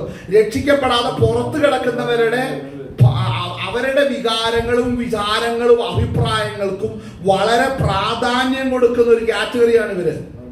അവര് പുറത്തുള്ളവർ എന്തു പറയുന്നു, പുറത്തുള്ളവർ എന്ത് ചിന്തിക്കുന്നു, പുറത്തുള്ളവർ ഏത് വിധം നടക്കുന്നു, അതിനെ കൂടുതലായിട്ട് എടുത്തുകൊണ്ടുവന്ന് വിശുദ്ധന്മാരുടെ ഇടയിൽ വിളമ്പുന്നവരായിരിക്കും ഈ കൂട്ടര്. ഹല്ലേലൂയ. അവിടെ വായിക്കുന്ന എന്താണ്? അവർ ലൗകികന്മാരാകയാൽ ലൗകികമായിട്ട് സംസാരിക്കുന്നു, ആ, ലോകം അവരുടെ വാക്ക് കേൾക്കുന്നു. ഞങ്ങൾ ദൈവത്തിൽ നിന്നുള്ളവരാകുന്നു, ദൈവത്തെ അറിയുന്നവൻ ഞങ്ങളുടെ വാക്ക് കേൾക്കുന്നു. കാരണം ദൈവത്തെ അറിയുന്നവര് ഞങ്ങളുടെ വാക്ക് കേൾക്കുന്നു. അതാണ് ഈ ഡിവിഷൻ സഭയ്ക്കകത്തുണ്ട്. ആത്മീകരെപ്പോഴും ഒരു കാറ്റഗറിയിലേ നടക്കത്തുള്ളൂ. അഭിഷേകം പ്രാപിച്ചവർ അടുത്തൊരു അഭിഷേകം പ്രാപിച്ചവരെ നോക്കത്തുള്ളൂ. ശ്രദ്ധിക്കേണ്ട ഒരു വിഷയമാണ്. ആത്മാവിനെ പ്രാപിച്ചവർ അതേ ആത്മാവിനെ പ്രാപിച്ചവരെ നോക്കും. അവരുമായിട്ടുള്ള അവരുടെ ബന്ധത്തിലും ഐക്യതയിലും മുന്നേറുമ്പോൾ മറ്റൊരു കാറ്റഗറി ലോകത്തിന്റെ വാക്ക് കേൾക്കുന്നവരുണ്ട്. അവർക്ക് കയറി വരും. എപ്പോഴും ക്ലാഷ് ഉണ്ടാകുന്ന എവിടെയാണെന്നറിയാമോ? ആത്മീകരെ സ്വന്തം വഴിതെറ്റിക്കുവാൻ മറ്റുള്ളവർ കിടന്ന് പെടാപ്പാട് പെടും. കാര്യം അവർ ലൗകികരാണ്. അവർക്ക് ഈ ആത്മാവില്ലാത്തത് കൊണ്ട്, പരിശുദ്ധാത്മാവില്ലാത്തത് കൊണ്ട്, അവർ ദൈവാത്മാവിന്റെ ഉപദേശം ഒരിക്കലും കേട്ടിട്ടില്ലാത്തത് കൊണ്ട്, ദൈവത്തെ അറിഞ്ഞിട്ടില്ലാത്തത് കൊണ്ട്, ദൈവത്തെ രുചിച്ചിട്ടില്ലാത്തത് കൊണ്ട് അവർ ദൈവം ഉണ്ടെന്ന് പോലും അവർ വിശ്വസിക്കുന്നില്ലെന്ന് പറയണം. പക്ഷെ അവർ സംഘടനയിലെ വ്യക്തികളാണ്, അംഗങ്ങളാണ്.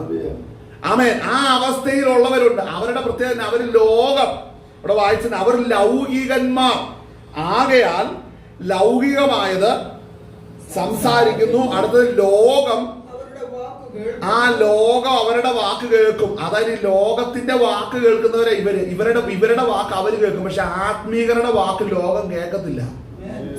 മനസ്സിലാകുന്നു? ലോകത്തിന്റെ വാക്ക് ആത്മീകരും കേൾക്കത്തില്ല.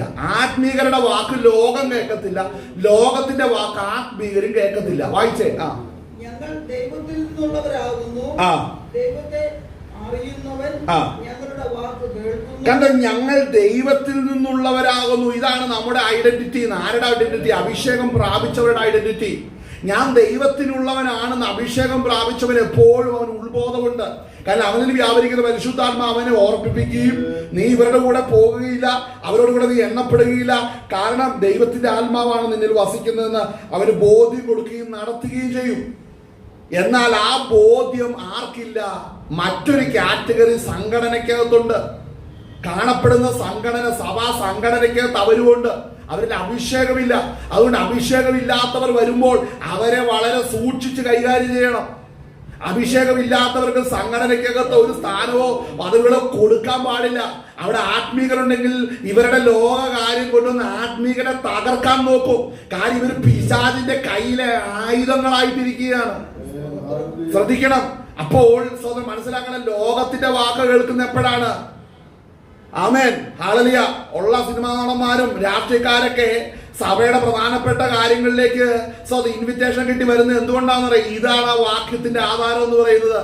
അവർ ലോകത്തിന്റെ വാക്ക് കേൾക്കുന്നു. ലോകൻ അവരുടെ വാക്ക് കേൾക്കും. കാര്യം ഇവർ ആത്മീകരല്ല, അവർ കൃപയിൽ നിന്ന് വീണുപോയവരായിരിക്കും. ഒരിക്കൽ ദൈവകരത്തിൽ ഉപയോഗിക്കപ്പെട്ടിട്ടുണ്ടാകാം, പക്ഷെ പിന്നത്തേതിൽ ദൈവകരത്തിൽ നിന്ന് വീണ് കഴിഞ്ഞപ്പോൾ അവർക്ക് പിന്നെ തോന്നുന്നല്ല ശരിയെന്ന് വരും.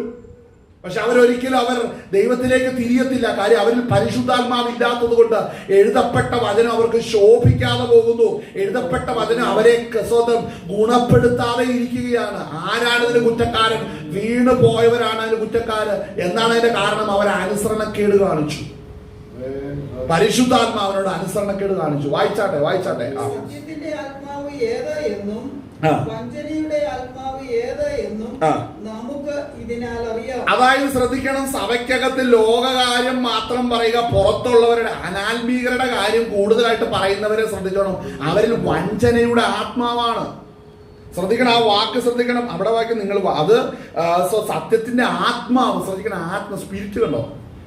മനസ്സിലാകുന്നുണ്ടോ? അതായത് അവിടെ വായിക്കുന്ന കാര്യം എന്ന് പറഞ്ഞിട്ട് by we know the spirit of truth and spirit of error. ശ്രദ്ധിക്കണം, സ്പിരിറ്റ് ഓഫ് ട്രൂത്ത് എന്ന് പറയുന്നത് സത്യത്തിന്റെ ആത്മാവും, മറ്റത് സ്തോത്രം ഹല്ലേലൂയ സ്തോത്രം വ്യാജത്തിന്റെ ആത്മാവ്. അല്ലെങ്കിൽ സ്തോത്രം അവിടെ വായിക്കുന്ന മറ്റൊരു വാക്കാണ് എന്താണ്? Spirit of error. അവിടെ വായിക്കുന്ന വഞ്ചനയുടെ ആത്മാവ്. വഞ്ചന. അപ്പൊ ഈ വഞ്ചന ആരെയാണ് വഞ്ചിക്കുന്നത്? വിശുദ്ധന്മാരെയാണ് വഞ്ചിക്കുന്നത്. പരിശുദ്ധാത്മാവിനെ പ്രാപിച്ച വിശുദ്ധന്മാരെ വഞ്ചിക്കുകയാണ്. ശ്രദ്ധിക്കണമേ, ആത്മാവിനെ പ്രാപിച്ചവർ ഇത് തിരിച്ചറിയണം. അഭിഷേകം പ്രാപിച്ചവർ തിരിച്ചറിയണം വഞ്ചനയുടെ ആത്മാവുണ്ട്. മനസ്സിലാവും. അവർ ഭക്തിയുടെ വേഷം ധരിച്ച് വഞ്ചനയുടെ ആത്മാവ് കയറിയവർ സഭയ്ക്കകത്ത് വന്ന് അഭിഷേകം ഈ ഉള്ളവരെ വഞ്ചിക്കാൻ തുടങ്ങും. ആ വഞ്ചനയുടെ ആത്മാവിനെ തിരിച്ചറിഞ്ഞ് വേണം നമ്മൾ ദൈവ കൃപയിലായിരിക്കുവാൻ. വായിച്ചാട്ടെ, ആ ഭാഗം ഒന്നും കൂടെ വായിച്ചാട്ടെ. ഞങ്ങൾ ദൈവത്തിൽ നിന്നുള്ളവരാകുന്നു, ദൈവത്തെ അറിയുന്നവൻ ഞങ്ങളുടെ വാക്ക് കേൾക്കുന്നു, ദൈവത്തിൽ നിന്നല്ലാത്തവൻ ഞങ്ങളുടെ വാക്ക് കേൾക്കുന്നില്ല. സത്യത്തിന്റെ ആത്മാവ് ഏത് എന്നും വഞ്ചനയുടെ ആത്മാവ് ഏത് എന്നും നമുക്ക് ഇതിനാൽ അറിയാം. കണ്ടോ, ഇവിടെ വായിക്കുന്ന മറ്റൊരു ഭാഗമുണ്ട്. തിമോഥെയോസിന് 2-ാം ലേഖനം എടുക്കണ്ട, ഞാനിവിടെ വായിച്ചോണ്ട്. തിമോഥെയോസിന് 2-ാം ലേഖനം 3-ാം അധ്യായം അതിന്റെ സ്തോത്രം ഹല്ലേലൂയ അതിന്റെ 12-13 നമുക്ക് വായിക്കാം. അവിടെ വായിക്കുന്നത്, എന്നാൽ ക്രിസ്തു യേശുവിൽ ഭക്തിയോടെ ജീവിക്കുവാൻ മനസ്സുള്ളവർക്ക് എല്ലാ ഉപദ്രവവും ഉണ്ടാകും. അടുത്ത് ശ്രദ്ധിക്കേണ്ട വാക്യമാണ് സ്തോത്രം. അവിടെ വായിക്കുന്നത്, ദുഷ്ടമനുഷ്യരും മായാവികളും വഞ്ചിച്ചും വഞ്ചിക്കപ്പെട്ടും കൊണ്ടും മേൽക്കുമേൽ ദോഷത്തിൽ സ്തോത്രം അവിടെ പറയുന്നു മുതിർന്നു വരും. അപ്പോൾ മനസ്സിലായി, ഇവിടെ വീണ്ടും പറയുന്നു വഞ്ചനയുടെ ആത്മാവ്. അപ്പോൾ അവർ വഞ്ചിക്കപ്പെടും.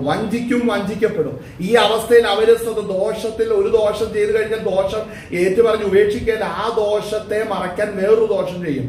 അങ്ങനെ ആ ദോഷത്തെ മറിക്കാൻ മറ്റൊരു ദോഷം ചെയ്യും. അങ്ങനെ ദോഷത്തിന്മേൽ ദോഷം ചെയ്ത് അത് മറച്ചിരിക്കാം. അത് വളർന്നു കയറും എന്ന് പറഞ്ഞാൽ എന്താണ് ഇതിനർത്ഥം? സഭയ്ക്കകത്ത് പാപം ചെയ്തിട്ടിരിക്കുമ്പോൾ അവന്റെ പാപത്തെ അവൻ ഏറ്റുപറയോ ക്രമീകരിക്കുകയോ ചെയ്യാതെ മിണ്ടാതെ ഇരിക്കുന്നവരെ ശ്രദ്ധിച്ചിട്ടുണ്ടോ? അവരാണ് വഞ്ചനയുടെ ആത്മാവിൽ നടത്തപ്പെടുന്നവര്. അവരെ സൂക്ഷിക്കണം. അഭിഷേകം പ്രാപിക്കുന്നവർ സൂക്ഷിക്കണം. അങ്ങനെയുള്ളവർ ഒരിക്കലും സ്തോത്രം ദൈവസന്നിധി മാനസാന്തരത്തിലേക്ക് ഒരിക്കലും വരത്തില്ല. അവരുടെ കുറ്റം അവർ ഏറ്റുപറയത്തില്ല. അവർക്ക് ആക്ഷേപം വരുമെന്ന് കാണുമ്പോൾ അവർ നല്ലവരാണെന്ന് കാണിക്കാൻ ദോഷം ചെയ്തത് മറച്ച്, അടുത്ത ദോഷം ചെയ്തത് മറച്ച് എല്ലാം ഇങ്ങനെ മൂടി ആക്കാൻ സ്തോത്രം ഹല്ലേലൂയ അവിടെ ബാബിലോണിൽ നിന്ന് കിട്ടിയ നന്മകൾ എടുത്ത് മൂടിയിട്ടതുപോലെ പാപം ഒരു പാപത്തിന് മേലെ അടുത്ത പാപത്തിന് നേരെ അടുത്ത പാപം ചെയ്യുമ്പോൾ അതിങ്ങനെ മൂടി വെച്ച് പോകാൻ അവർക്ക് അറിയത്തുള്ളൂ. ഒരു പാപം പോലും ഏറ്റുപറഞ്ഞ് ഉപേക്ഷിക്കാൻ അവർ തയ്യാറാകത്തില്ല, പഠിക്കത്തില്ല. അങ്ങനെ ഒരു അവസ്ഥ ഇതിന്റെ അകത്തുണ്ട്, ആത്മീക ജീവിതത്തിന്റെ അകത്തുമുണ്ട്. അതുകൊണ്ട് അഭിഷേകം പ്രാപിച്ചവർ സൂക്ഷിക്കണം. നിന്റെ വിരുദ് തെറ്റിക്കുവാൻ സാത്താൻ ഈ വിധത്തിലുള്ള ദോഷങ്ങളുമായിട്ട് കടന്നു വരുമ്പോൾ കൃപ പ്രാപിച്ചവർ ദൈവസന്നിധിയിൽ ഉറപ്പോടുകൂടെ നിന്നേ മതിയാകത്തോട്. ശ്രദ്ധിക്കേണ്ട ഒരു വാക്യമാണ് ഇപ്പോൾ നമ്മൾ വായിച്ചത്. ദുഷ്ടമനുഷ്യരും മായാവികൾ. ശ്രദ്ധിക്കേണ്ട, ദുഷ്ടമനുഷ്യര്. എങ്ങനെയാണ് ഇവൻ ദുഷ്ടമനുഷ്യനാകുന്നത്? ഇവൻ അഭിഷേകമില്ലാത്തതുകൊണ്ട് ഇവൻ ഉപയോഗിക്കപ്പെടുന്നത് ദുഷ്ടതയിലാണ്, അനീതിയിലാണ്, വഞ്ചനയിലാണ് ഇവൻ ഉപയോഗിക്കപ്പെടുന്നത്. അവന് നീതിയുടെ ന്യായത്തിന്റെ വഴി അറിയത്തില്ല. അവനെ ഉപദേശിക്കുന്നത് പരിശുദ്ധാത്മാവല്ല, അവന്റെ ബുദ്ധി തന്നെയാണ് അവനെ ഉപദേശിക്കുന്നത്. അവന്റെ ബുദ്ധിയെ ആരാണ് നിയന്ത്രിക്കുന്നത്? സാത്താനാണ് നിയന്ത്രിക്കുന്നത്. പരിശുദ്ധാത്മാവില്ലെങ്കിൽ അങ്ങനെ വെറുതെ ഒഴിഞ്ഞൊന്നും കിടക്കത്തില്ല. അവിടെ ഒന്നെങ്കിൽ ഈ ലോകത്തിന്റെ ആത്മാവ് അവിശ്വാസികളുടെ മനസ്സ് കുരുടാക്കുമെന്ന് വചനം ഉണ്ടെങ്കിൽ അഭിഷേകമില്ലാത്തവന്റെ എല്ലാ ശരീരത്തിൽ ഭൂതം കയറിയിട്ടുണ്ട്. മനസ്സിലാകുന്നുണ്ട്? ആ ഭൂതാത്മാവിനാലാണ് നടത്തപ്പെടുന്നത്. അതുകൊണ്ട് വിളിയും തെരഞ്ഞെടുപ്പ് അധികം ഉറപ്പിക്കണം എന്ന് പറഞ്ഞാൽ അർത്ഥം എന്നാണെന്നറിയാവോ? നിന്നിൽ പരിശുദ്ധാത്മാവിൽ നീ ആത്മാവിൽ ആരാധിക്കുകയും പരിശുദ്ധാത്മാവിന്റെ ആലോചന കേട്ട് നീ ദൈവത്തിന്റെ ആത്മാവിന്റെ ഉപദേശത്തിന് കീഴടങ്ങി ജീവിക്കണം. അങ്ങനെ ജീവിക്കുന്നവർക്ക് മാത്രമേ ദൈവരാജ്യം അവകാശമാകുകയുള്ളൂ. മനസ്സിലാക്കണം, പരാജയപ്പെട്ടവന്റെ കൂടെ നമ്മൾ കൊടിപിടിക്കരുത്. നീയും പരാജയപ്പെടും. ജയിച്ചവരോടുകൂടെ നിൽക്കേണ്ടതിന് നിന്നിൽ ലോകത്തെ ജയിച്ചവൻ യേശു ക്രിസ്തു നമ്മുടെ ഹൃദയത്തിൽ വസിച്ചെങ്കിലേ കഴിയത്തുള്ളൂ. മനസ്സിലാക്കണം, ഇന്ന് ഒരു വലിയ വിഷയമുണ്ട്. നമ്മളിപ്പോൾ ഇങ്ങനെ പറയുമ്പോ നിങ്ങൾ കർത്താവിനെ ഹൃദയത്തിൽ സ്വീകരിച്ചിട്ടുണ്ടോ എന്ന് ചോദിച്ചാൽ സ്വീകരിച്ചിട്ടില്ലെന്ന് ഒരു മനുഷ്യനും പറയില്ല. പക്ഷെ പരിശുദ്ധാത്മാവാണോ നിന്നെ നയിക്കുന്നതെന്ന് ചോദിച്ചാൽ അഭിഷേകം പ്രാപിക്കാത്തവരുടെ എണ്ണം വളരെ കൂടുതലാണ്. ആദ്യത്തെ ചോദ്യം എന്നാ, ക്രിസ്തു നിന്റെ ഹൃദയത്തിലുണ്ടോ എന്ന് ചോദിച്ചാൽ ഉണ്ടെന്നേ പറയത്തുള്ളൂ. ആരും അതേ പറയത്തുള്ളൂ. പിശാച് ആ ലൈനിൽ നിൽപ്പുണ്ട്, അവനും പറയും കർത്താവിന്റെ ഹൃദയത്തിലുണ്ടെന്ന് പറയും. കാര്യമില്ല, അത് വലിയ പ്രശ്നമില്ലാത്ത കേസല്ലേ. പക്ഷേ പാപത്തെ ജയിച്ച് ലോകത്തെ ജയിച്ച് ജീവിക്കുവാൻ പരിശുദ്ധാത്മാവിനെ രഹസ്യ ജീവിതത്തിൽ നീ ജയകരമായി തീരുന്നുണ്ടെങ്കിൽ മാത്രമേ സ്വന്തം നിനക്ക് പിശാചിനെ ജയിക്കാൻ കഴിയത്തുള്ളൂ. മനസ്സിലാക്കണം ആളെ. അതുകൊണ്ട് അഭിഷേകം ഉള്ളവർക്ക് മാത്രമേ ജയിക്കാൻ കഴിയത്തുള്ളൂ. അഭിഷേകമില്ലാത്ത ഒരു മനുഷ്യനും ജയിക്കാൻ കഴിയുകയില്ല. ആമേൻ. അതുകൊണ്ട് അഭിഷേകത്തെ അനുസരിച്ച് നടന്നാൽ ഒരിക്കലും ദുഷ്ട സ്വഭാവത്തിലേക്ക് പോകത്തില്ല. മറ്റുള്ളവർക്ക് മാതൃകയായിട്ട് നിൽക്കാൻ ഇടയായി തരും. മറ്റുള്ളവർ ആരാണ് പാപത്തി വഴി ജീവിക്കുന്നവനോട് നേരായ വഴി കാണിച്ചു കൊടുക്കാൻ പറ്റും. അതാണ് ഏറ്റവും അധികമായിട്ട് വേണ്ടത്.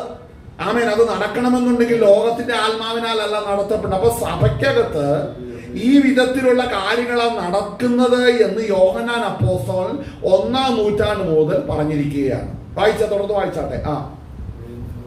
ഞങ്ങൾ ദൈവത്തിൽ നിന്നുള്ളവരാകുന്നു, ദൈവത്തെ അറിയുന്നവൻ ഞങ്ങളുടെ വാക്ക് കേൾക്കുന്നു.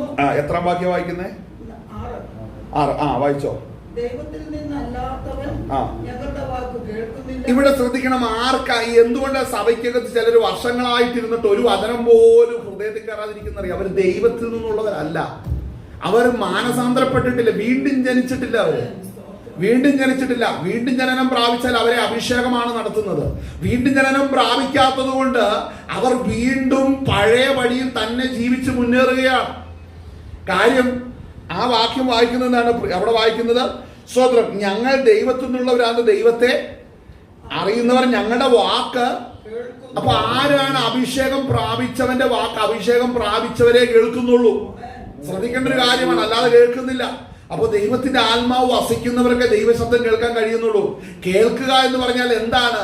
വെറുതെ ചെവി കൊണ്ട് കേട്ടിങ്ങനെ എന്ന് പറഞ്ഞ് മൂളി കേൾക്കുന്നതിനെ കുറിച്ചല്ല പറയുന്നത്. പ്രതികരണ ശേഷി ഉള്ളവരാണ് കേൾക്കുന്നവര്. മനസ്സിലാവുന്നുണ്ടോ? സംസാരിക്കുന്നവർ ആരാന്ന് ചോദിച്ചാൽ ചെവി തുറന്നവരെ സംസാരിക്കുന്നുള്ളൂ. അപ്പോൾ കേൾവി ശക്തി ഉള്ളവനെ സംസാരിക്കത്തുള്ളൂ. കേൾക്കുന്നതേ സംസാരിക്കാൻ കഴിയത്തുള്ളൂ. അപ്പോൾ നീ കേൾക്കുന്നില്ലെങ്കിൽ എങ്ങനെ സംസാരിക്കാൻ കഴിയും? ആമേൻ, ഹല്ലേലൂയ.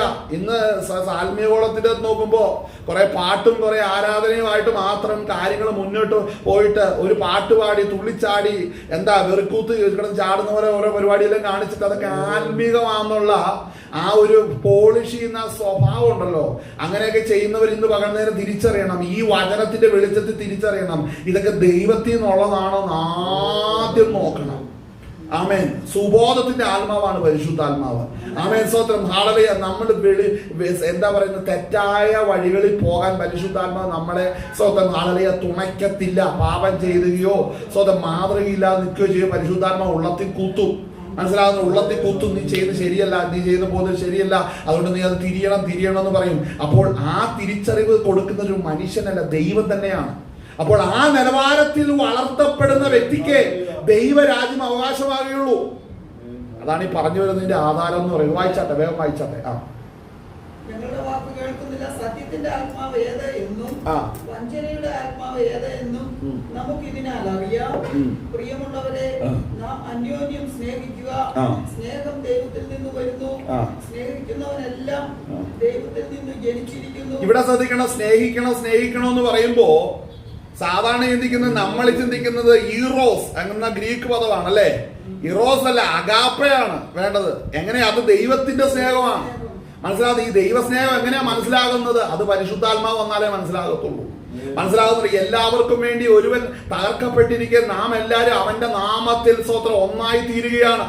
അതുകൊണ്ട് എന്നെ വിലക്ക് മേടിച്ച് അതേ വില കൊണ്ടാണ് എന്റെ സഹോദരനെ വിലക്ക് മേടിച്ചിരിക്കുന്നത്. സഹോദരൻ ആരാ?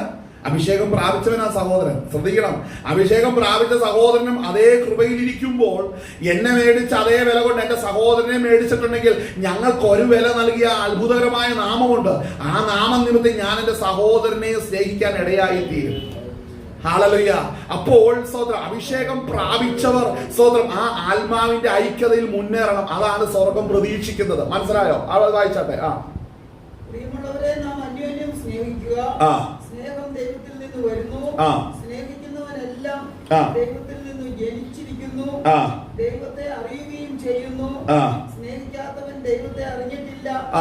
ദൈവം സ്നേഹം തന്നെ. കണ്ടോ, ഈ സ്നേഹത്തെ കുറിച്ച് മനസ്സിലാക്കണം. ഈ മുകളിൽ പറഞ്ഞിരിക്കുന്ന ലോകത്തെ സ്നേഹിക്കുന്നവൻ വന്നിട്ട് ഞങ്ങൾ യേശു നിമിത്തം ഞങ്ങൾ സ്നേഹിക്കുന്നു എന്ന് പറഞ്ഞ് അവനെ വളരെ സൂക്ഷിച്ചോണ്ട്. കാര്യം എതിർ ക്രിസ്തുവിന്റെ ആത്മാവ് വഞ്ചനയുടെ ആത്മാവാണ്.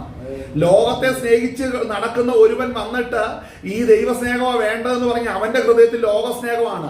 അവൻ ആ സ്നേഹവുമായിട്ട് ഒരു വിശുദ്ധന്റെ അടുക്കിലേക്ക് വരുമ്പോൾ, ഒരു അഭിഷേകം പ്രാപിച്ച ദൈവത്തിന്റെ അടുക്കിലേക്ക് വരുമ്പോൾ അവനിൽ കുടിയിരിക്കുന്നത് വഞ്ചനയുടെ ആത്മാവാണെന്ന് മറന്നു പോകരുത്.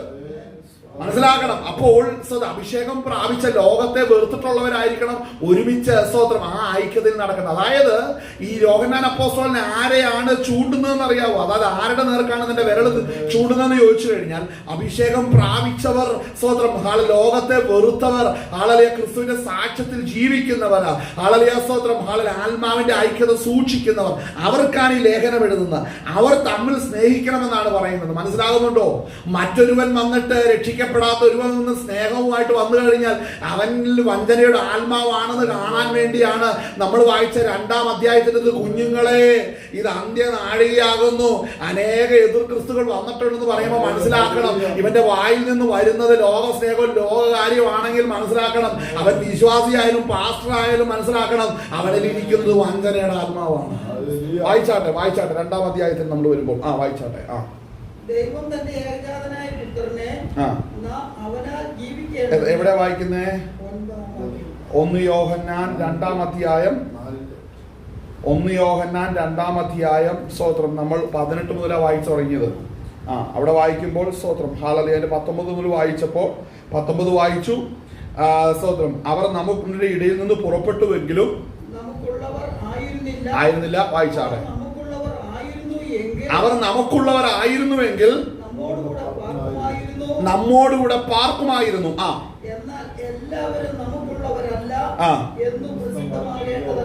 ശ്രദ്ധിക്കണം, എല്ലാവരും നമുക്കുള്ളവരല്ല. അപ്പോൾ ശ്രദ്ധിക്കണം, ആ ക്രിസ്തീയ ജീവിതം എന്ന് പറഞ്ഞാൽ എന്റെ കൂടെ കൂട്ടുകൂടുന്ന വ്യക്തി ആരാന്ന് ശരിക്കും വിവേചിക്കാനുള്ള പൂർണ്ണ സ്വാതന്ത്ര്യം ദൈവത്തിന്റെ വചനവും പരിശുദ്ധാത്മാവും സ്വർഗത്തിലെ ദൈവം നൽകുന്നുണ്ട്. അപ്പോസ്തലന്മാര് നൽകുന്നുണ്ട്. അല്ലാതെ വരുന്നവനല്ല ഞാൻ സഹോദരനായി നമ്മൾ ഒന്നാകട്ടോ എന്നും പറഞ്ഞൊരു തോളത്തെ കൈയിടാൻ പറഞ്ഞാൽ ഈ നിൽക്കുന്നവൻ വഞ്ചനയുടെ ആത്മാവാണോ എന്ന് ആദ്യം വിവേചിച്ച് മനസ്സിലാക്കണം. അതിന് വേറൊന്നും ചെയ്യണ്ട, അവന്റെ വായിന്ന് വരുന്നത് കേട്ടാ മതി. ചിലര് പിന്നെ എന്നെ യൂദായുടെ സ്വഭാവമുണ്ട്. കാര്യം അവൻ അധികം സംസാരിച്ചിടത്തും കേട്ടിട്ടില്ല. യൂദാ കൂടുതലൊന്നും സംസാരിച്ച് കേട്ടിട്ടില്ല. യൂദായുടെ ആകെയുള്ള ഡയലോഗ് നമ്മൾ കേൾക്കുന്ന എവിടെയാണെന്ന് പറയാം, ലാസറിന്റെ വീട്ടിൽ വെച്ചാണ്. ലാസർ ഉയർത്തെഴുന്നേറ്റ് വന്നു, അവനെ വീണ്ടും ഉയർപ്പിച്ചു. വീണ്ടും കർത്താവിന്റെ പാദപീഠത്തിൽ ഇരുന്നു കൊണ്ട് മറിയ സജ്ജജടമാംസി തൈലം ഒഴിച്ച് ഇത്ര വിലയേറിയ സ്തോത്രം ഹല്ലേലൂയ ആ തൈലത്തിന്റെ വാസനയെല്ലാം ഭവനത്തിന്റെ അകത്ത് പരക്കുന്നതെല്ലാം കണ്ടു കഴിഞ്ഞപ്പോൾ ഇവൻ ചാടിയവന്റെ വാതുറന്ന് ഇത്ര വില കൊടുത്ത് എന്തിനാ മേടിച്ച്, ഇത് വിറ്റ് ദരിദ്രർക്ക് കൊടുക്കാൻ മേലായിരുന്നോ എന്ന് ചോദിച്ചു. അവിടെ തന്നെ പരിശുദ്ധാത്മ എഴുതി വെച്ചിട്ടുണ്ട്, അവൻ ദരിദ്രരെ കുറിച്ച് വിചാരം ഉണ്ടായിട്ടല്ല, അവൻ ജന്മനാ കള്ളനായതുകൊണ്ടാണെന്ന് അവിടെ പറഞ്ഞിട്ടുണ്ട്. മനസ്സിൽ ജന്മനാ കള്ളന്മാരുണ്ട്, അവർ നിന്റെ കയറി വരും. അങ്ങനെയുള്ള കള്ളന്മാരെ തിരിച്ചറിയാനാണ് വിവേചനപരം പരിശുദ്ധാത്മാവ് നൽകിയിരിക്കുന്നത്. അപ്പോൾ നമ്മൾ ദൈവകൃപയിൽ വളർച്ച പ്രാപിക്കുന്നെങ്കിൽ ദുഷ്ടന്റെ പ്ലാൻ നടക്കാതെ വേണം പരിശുദ്ധാത്മാവ് നമ്മളെ സൂക്ഷിച്ചിരിക്കും. ആമേൻ. പരിശുദ്ധാത്മാവ് നമ്മളെ സൂക്ഷിച്ചിരിക്കും. വായിച്ചാട്ടെ.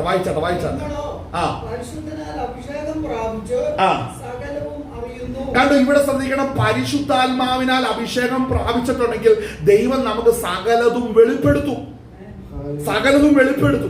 പരിശുദ്ധാത്മാവ് നമുക്ക് വെളിപ്പെടുത്തി തരും. പല ആഴങ്ങളും പല സത്യങ്ങളും പരിശുദ്ധാത്മാവ് നമ്മുടെ ഹൃദയത്തിൽ വെളിപ്പെടുത്തി തരും. മനസ്സിലാകുന്നുണ്ട്? അപ്പോൾ അവനെ മറങ്ങിയിരിക്കുന്ന ഒരു കാര്യമില്ല. അവിടെ വായിക്കുന്ന ഒരു കാര്യം നമുക്ക് നോക്കാം. കൊരിന്ത്യർക്ക് എഴുതിയ 1-ാം ലേഖനം 2-ാം അധ്യായം സ്തോത്രം അതിന്റെ 13, 14, 15 വാക്യം 16 കൂടെ വായിച്ചോ. 13 മുതൽ 16 വരെ കിട്ടിയവരൊന്ന് വായിക്കാൻ പറ്റും. വായിച്ച കൊരിന്ത്യർക്ക് എഴുതിയ 1-ാം ലേഖനം 2-ാം അധ്യായം 13-ാം വാക്യം മുതൽ. അത് ഞങ്ങൾ മനുഷ്യജ്ഞാനം ഉപദേശിക്കുന്ന വചനങ്ങളാലല്ല, ആത്മാവ് ഉപദേശിക്കുന്ന വചനങ്ങളാൽ തന്നെ പ്രസ്താവിച്ചുകൊണ്ട് ആത്മീകന്മാർക്ക് ആത്മീകമായത് തെളിയിക്കും. അപ്പൊ ഈ ആരെയാ സ്നേഹിക്കേണ്ടതെന്ന് മനസ്സിലായോ? അഭിഷേകം പ്രാപിച്ചവർക്ക് ആത്മീകമായതിനെ തെളിയിക്കാനാണ് സഭയെന്ന് കൂടേണ്ടത്.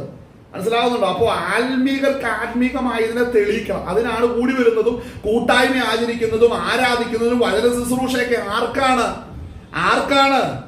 അഭിഷേകം ഇല്ലാത്തവരല്ല, അഭിഷേകം പ്രാപിച്ചവനാണ് ആ കൃപ കൊടുക്കുക. ആ വാക്യം ഒന്നും കൂടെ വായിച്ചാട്ടെ. ആ വാക്യം ഒന്നും കൂടെ വായിക്കേ.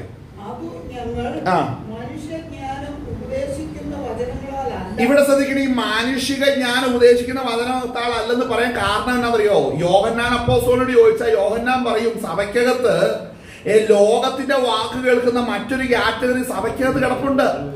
മനസ്സിലാകും? അവിടെ വായിക്കുന്നത് തന്നെയാണ്. അവിടെ വായിക്കുന്നത്, അവർ ലൗകികന്മാർ ആകയാൽ ലൗകികമായി സംസാരിക്കുന്നു. ഈ ലൗകികന്മാർക്ക് ലൗകികമായതേ പിടിക്കത്തുള്ളൂ. അപ്പൊ ലോകത്തിന്റെ ജ്ഞാനം ലൗകികർക്ക് പിടിക്കും. ലോകത്തിന്റെ ജ്ഞാനം പറഞ്ഞ് പ്രസംഗിക്കുന്നവർ ശ്രദ്ധിക്കണം. നിങ്ങളുടെ പ്രസംഗം ഏറ്റവും ഇഷ്ടപ്പെടുന്ന ആർക്കാന്നറിയാം? ലൗകികർക്ക് ഇഷ്ടപ്പെടുകയുള്ളൂ.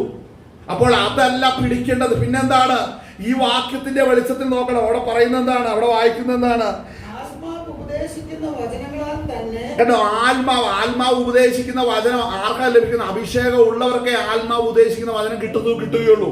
അപ്പോൾ പരിശുദ്ധാത്മാവിന്റെ ഉപദേശം കേൾക്കണമെന്ന് പറഞ്ഞാൽ ആത്മാവ് ഉപദേശിക്കുന്ന വചനം നമ്മൾ ആത്മാവ് ഉള്ളവരിൽ നിന്നേ കേൾക്കാൻ കഴിയത്തുള്ളൂ.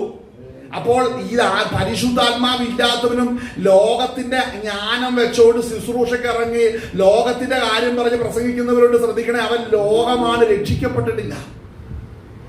ചിലർക്ക് ലോകത്തിലെ സകല കാര്യം പ്രസംഗിക്കും, മാനസാന്തരം മാത്രം പറയാൻ കഴിയുന്നില്ല. എന്തുകൊണ്ടാണ്? അതെല്ലാം ഇതിന്റെ പിന്നാമ്പുറങ്ങളാണ്. വായിച്ചേ.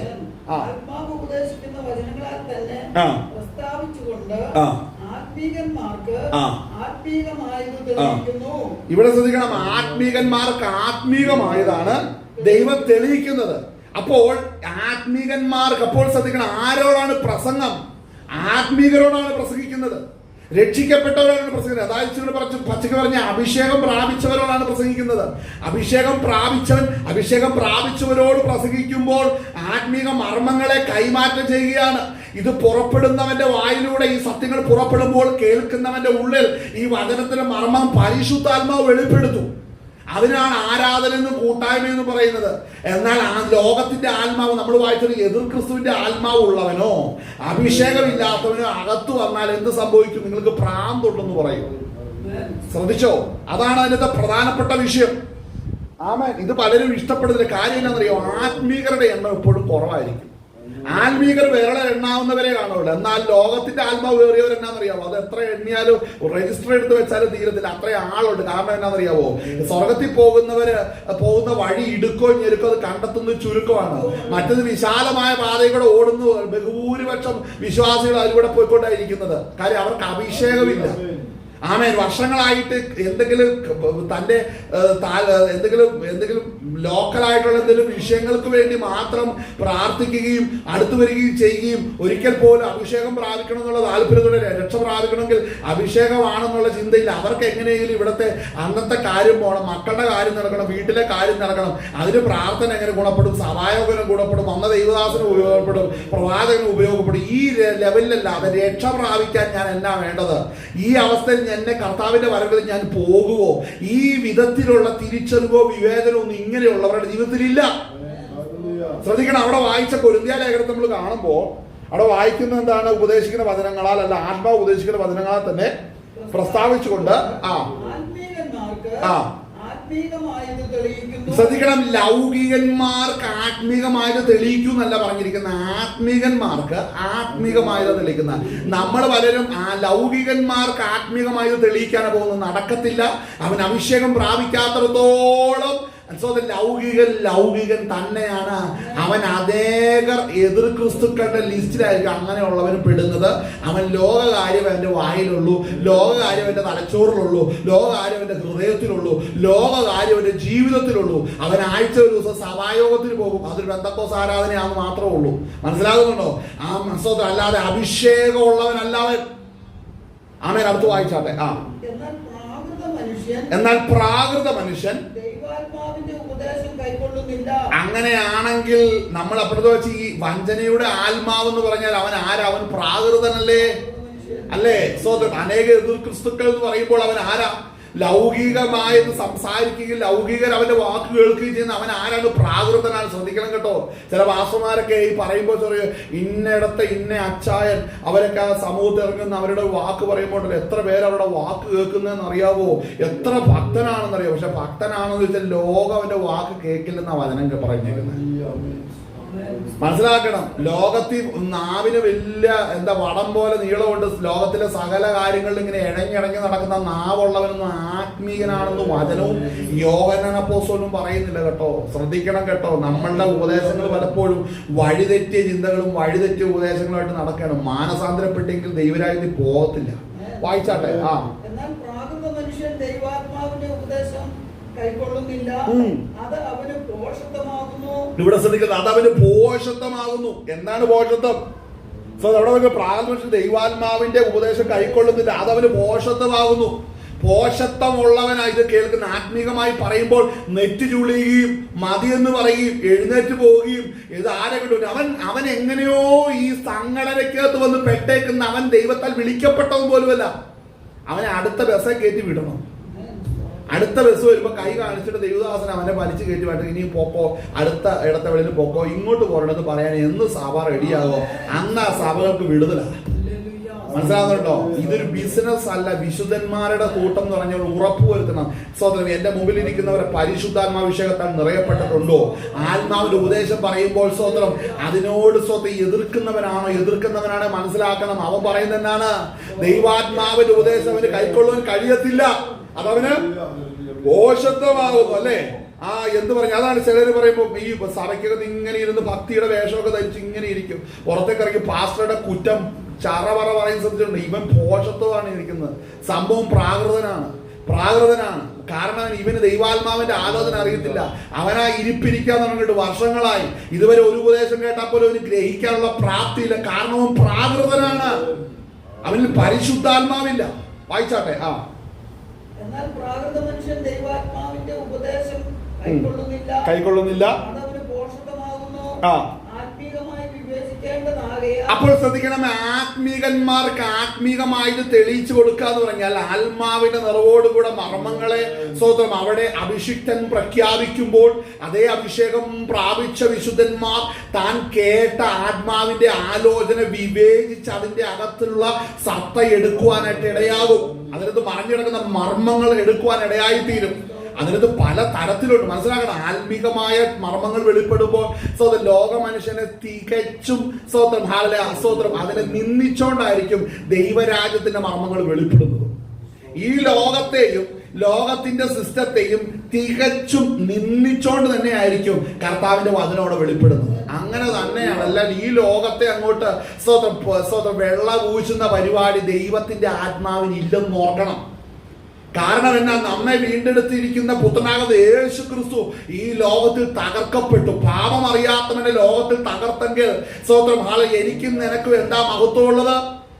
പാപം അറിയാത്തവനെ, പാപമില്ലാത്തവന്റെ പാപത്തെ തൂക്കി നോക്കി അവന് നീതി കൽപ്പിക്കുവാൻ തക്കവണ്ണം ഒരു ന്യായാധിപതി ഈ ഭൂമിയിലില്ലായിരുന്നു. പിന്നെ എന്ത് ഗുണമാണ് ഈ ഭൂമിയിലുള്ളത്? അതുകൊണ്ട് ഈ ലോകത്തെ കുറ്റം വിധിക്കുന്നത് ആരാ? വിശുദ്ധന്മാരാ. അതുകൊണ്ടാണ് ഞാൻ ഇങ്ങനെ പറയുന്നത്. ഈ ലോകത്തെ കുറ്റം വിധിക്കണം. ലോകത്തിലുള്ള മനുഷ്യരെയും ലോകത്തിന്റെ സിസ്റ്റത്തെ കാണുന്ന നിന്റെ കണ്ണ് മഞ്ഞളിക്കല്ലേ. നിന്റെ സ്വന്തം നരകത്തിലെ തീ നിന്റെ കണ്ണിൽ ഇറങ്ങുമ്പോഴാണ് നിന്റെ ആ ചൊറിച്ചിൽ മാറത്തുള്ളൂ. ആമേൻ. വായിച്ചാട്ടെ. ആത്മീകമായി വിവേചിക്കേണ്ടതാകയാൽ കണ്ടോ? അതവന് ഗ്രഹിക്കുവാൻ കഴിയുന്നതല്ല, കഴിയത്തില്ല. ആത്മീകമായി പറയപ്പെടുന്ന വിഷയങ്ങളുടെ പിന്നിൽ മർമ്മങ്ങളുണ്ട്. അതുകൊണ്ട് കർത്താവ് പറയുന്നത് എന്താണെന്നറിയാം? പുറത്തുള്ളവർക്ക് എല്ലാ ഉപമകളായി കൊടുക്കുന്നു, നിങ്ങൾക്ക് ഞാൻ ഉപമകളായിട്ടല്ല, അത് അക്ഷയമായിട്ട് തന്നെ എന്നോട് പറയുന്നത്. പുറത്തുള്ളവർക്ക് ഉപമ. പണ്ട് ബൈബിൾ കോളേജിൽ പഠിക്കുമ്പോൾ ഞാൻ ഓർക്കുന്നുണ്ട്, നോർത്ത് ഇന്ത്യയിൽ നിന്ന് വരുന്ന പിള്ളേരല്ല എവിടെ പ്രസംഗം, എല്ലാ ആഴ്ചയിലും എല്ലാ ദിവസവും രാവിലെയും വൈകിട്ട് 2 സെഷൻ പ്രസംഗമുണ്ട്. അപ്പൊ ആ 2 പ്രസംഗം എല്ലാ ദിവസവും ഉണ്ട്. അപ്പം BTHനും MDനും MTHനും അല്ലെങ്കിൽ താഴെയുള്ള CTHനൊക്കെ എല്ലാ ഗ്രൂപ്പിലുള്ള ഒരു first year, second year, third year എല്ലാവർക്കും പ്രസംഗം വരുമ്പോൾ ഞാൻ ഓർക്കുന്നുണ്ട്, ഈ നോർത്ത് ഇന്ത്യയിൽ നിന്നും ഈ ആന്ധ്രയിൽ നിന്നൊക്കെ വരുന്ന പിള്ളേര് അവർക്ക് പ്രസംഗം കിട്ടുന്ന സമയത്ത് അവരാദ്യം പ്രസംഗം തുടങ്ങുന്നു പറഞ്ഞ് എങ്ങനെ ഒരു കഥ എന്ന് പറയും. ബാലരമയിലെയോ കളിക്കുടുക്കയിലെയോ മറ്റെവിടെയെങ്കിലും കാർട്ടൂണിലെയോ ഒരു കഥ പറയും. എന്നിട്ട് ആ കഥയ്ക്കകത്തൂടെ യേശുവിനെ അവതരിപ്പിക്കും. ഈ വക പൊട്ടത്തരങ്ങളും കൊണ്ടുമാണ് ഇവനൊക്കെ നോർത്ത് ഇന്ത്യ ശുശ്രൂഷയ്ക്ക് വന്നത്. എവിടെ രക്ഷപ്പെടുവോ? ഇവനവിടെ ചെന്ന് ഈ ആത്മീകമായത് വെളിപ്പെടുത്തുവാനാണ് ദൈവം നിന്നെ വേർതിരിച്ചിരിക്കുന്നത്. ആത്മീകമായി വേർപെടുത്തുക, അത് വിവേചിക്കണമെന്ന് നിന്നിൽ അഭിഷേകം വേണം. ആമേ 3 വർഷം കിടന്നുള്ള അരിയും സാമ്പാറും എല്ലാം കൂടെ തിന്നു കുടിച്ച് മെഴുത്ത് അവിടെ ചെന്ന് പിശാചിന്റെ വായിലേക്ക് പോകുന്ന ഒത്തിരി പേരുണ്ട്. തിരിച്ചറിയണമേ, ഈ അഭിഷേകമില്ലെങ്കിൽ നിന്നെ ഒന്നിനും കൊള്ളത്തില്ല. അഭിഷേകമില്ലെങ്കിൽ ഒന്നിനും കൊള്ളത്തില്ല. അപ്പോൾ ചിലർക്ക് ഈ വക വിഷയമാണ്. ചിലർക്ക് അത് ഇവര് ചെയ്യുന്നത് എന്താന്ന് ചോദിച്ചു കഴിഞ്ഞാൽ, ഈ കഥ പറയുന്നതിന്റെ അകത്തുകൂടെ മറ്റുള്ളവർക്ക് അതിൻ്റെ ഒരു മോറൽ സ്റ്റോറി. ഞാൻ പറയട്ടെ, തിരുവെഴുത്ത് മനുഷ്യന്റെ ആത്മാവിനെ ഗുണപ്പെടുത്തുവാൻ എഴുതിയിരിക്കുന്ന, നിന്നെ മോറലി അങ്ങ് നടത്താൻ വേണ്ടിയല്ല, നിന്റെ അകത്ത് ക്രിയ ചെയ്യണം. അകത്ത് സ്വന്തം ഹൃദയം എന്ന ഹൃദയത്തിന്റെ പരിച്ഛേദന നടക്കണം. ഹൃദയത്തിലെ സ്വതം പരിച്ഛേദന, ആത്മാവിലുള്ള ഹൃദയ പരിച്ഛേദന നടക്കണം. ഇതാണ് ദൈവവചനത്തിന്റെ ഉദ്ദേശം എന്ന് പറയുന്നത്. മനസ്സിലാക്കണം. മോറൽ സ്റ്റോറിയും പഠിപ്പിച്ചുകൊണ്ടിരിക്കുകയല്ല. ശ്രദ്ധിക്കണം. VBS യേശു, യൂത്ത് മൂവ്മെന്റിനകത്ത് യേശു ഒന്നും അല്ല വരുന്നത്. ഹല്ലേലൂയ. ചിലർക്ക് ഇപ്പോഴും ഈ VBS യേശുവായിട്ടാണ് ഇരിക്കുന്നത്. ഹല്ലേലൂയ. മനസ്സിലാക്കണം. മാനസാന്തരപ്പെടണമേ. ഹല്ലേലൂയ. ഇന്ന് നെറ്റി ചൊളിച്ച് ചാടിത്തുള്ളി പോകുന്നവർ ചിന്തിക്കണം, നീ പ്രാകൃതാത്മാവ, നീ കൊടി പിടിച്ച് പോകുന്ന എങ്ങോട്ടാണെന്നറിയാമോ? ദൈവരാജ്യത്തിലേക്കല്ല. നിന്നെ എല്ലാം കൊണ്ടുപോയി തീയിൽ തള്ളാൻ ഒരുത്തം വരുന്നുണ്ട്, എതിർ ക്രിസ്തു. അവന് ലോകത്തിന്റെ വാക്കേ ഇഷ്ടപ്പെടുകയുള്ളൂ. അങ്ങനെ കൊണ്ടാണ് സഭയ്ക്കകത്തിരുന്ന് ലോകർക്ക് വേണ്ടി വല്ലാതെ വാദിക്കുന്ന ഒത്തിരി വിശ്വാസികളെ കണ്ടിട്ടുണ്ട്. നിന്റെ അവസാനം നിത്യ നരകത്തിലാകാതിരിക്കണമെന്നുണ്ടെങ്കിൽ മാനസാന്തരപ്പെട്ട് മടങ്ങി വരണം. ആമേൻ. വായിച്ചാട്ടെ. ഇവിടെ ശ്രദ്ധിക്കണം. ആത്മീകൻ സകലത്തെയും വിവേചിക്കുന്നു. ശ്രദ്ധിക്കണം. ആത്മീകൻ സകലത്തെയും വിവേചിക്കണം. അഭിഷേകം ഉള്ളവന്റെ പ്രത്യേകത ഇതാണ്. അവൻ സകല മേഖലകളെയും വിവേചിച്ച് അവന് മനസ്സിലാക്കും. പരിശുദ്ധാത്മാവിന് ഉപദേശിച്ചു കൊടുക്കും. നമ്മൾ നിൽക്കുന്ന മേഖലകളും ഇടപെടുന്ന വിഷയങ്ങളിലും ഏത് വിധത്തിലാണ് കാര്യങ്ങൾ നടത്തപ്പെടുന്നതെന്ന് പരിശുദ്ധാത്മാവ് ഉപദേശിച്ചു കൊടുക്കും. ആ ആത്മാവിന്റെ ആലോചന കേട്ട് സ്റ്റെപ്പ് വെച്ചാൽ മാത്രമേ അവന്റെ ജീവിതം വിജയിക്കത്തുള്ളൂ. എന്നാൽ അനേകർ എന്ത് ചെയ്യുന്നറിയാവോ? പണം നോക്കിയും സംഘടന നോക്കിയും സ്ഥാനമാനങ്ങൾ നോക്കിയും എന്ത് ചെയ്യുന്നറിയാവോ? ദൈവാത്മാവിന്റെ ആലോചന നിഷേധിക്കും. നീ ഇന്ന് തൽക്കാലം പരിശുദ്ധാത്മാവിനെ നിഷേധിച്ച് ഇരിക്കുന്നു. എന്തിനാണെന്നറിയോ? വലിയ നേട്ടത്തിന്. പക്ഷെ നീ അറിയാത്ത സമയത്ത് മകനെ, നീ ഫെലിസ്തരെ കണ്ട് ചാടി എഴുന്നേൽക്കുമ്പോഴാണ് നിന്റെ ജടകളെല്ലാം മുറിഞ്ഞു കിടക്കുന്നത് നീ കാണുന്നത്. മനസ്സിലാകുന്നുണ്ടോ? നീ ചാടി എഴുന്നേക്കും, പക്ഷെ നീ നിൽക്കത്തില്ല. ഫെലിസ്തരുടെ മുമ്പിൽ നീ അടിയറവ് പറയേണ്ടതായിട്ട് വരും. ആമേൻ. അനേകരുടെ ജടകളെല്ലാം പോയി കിടക്കുകയാണ്.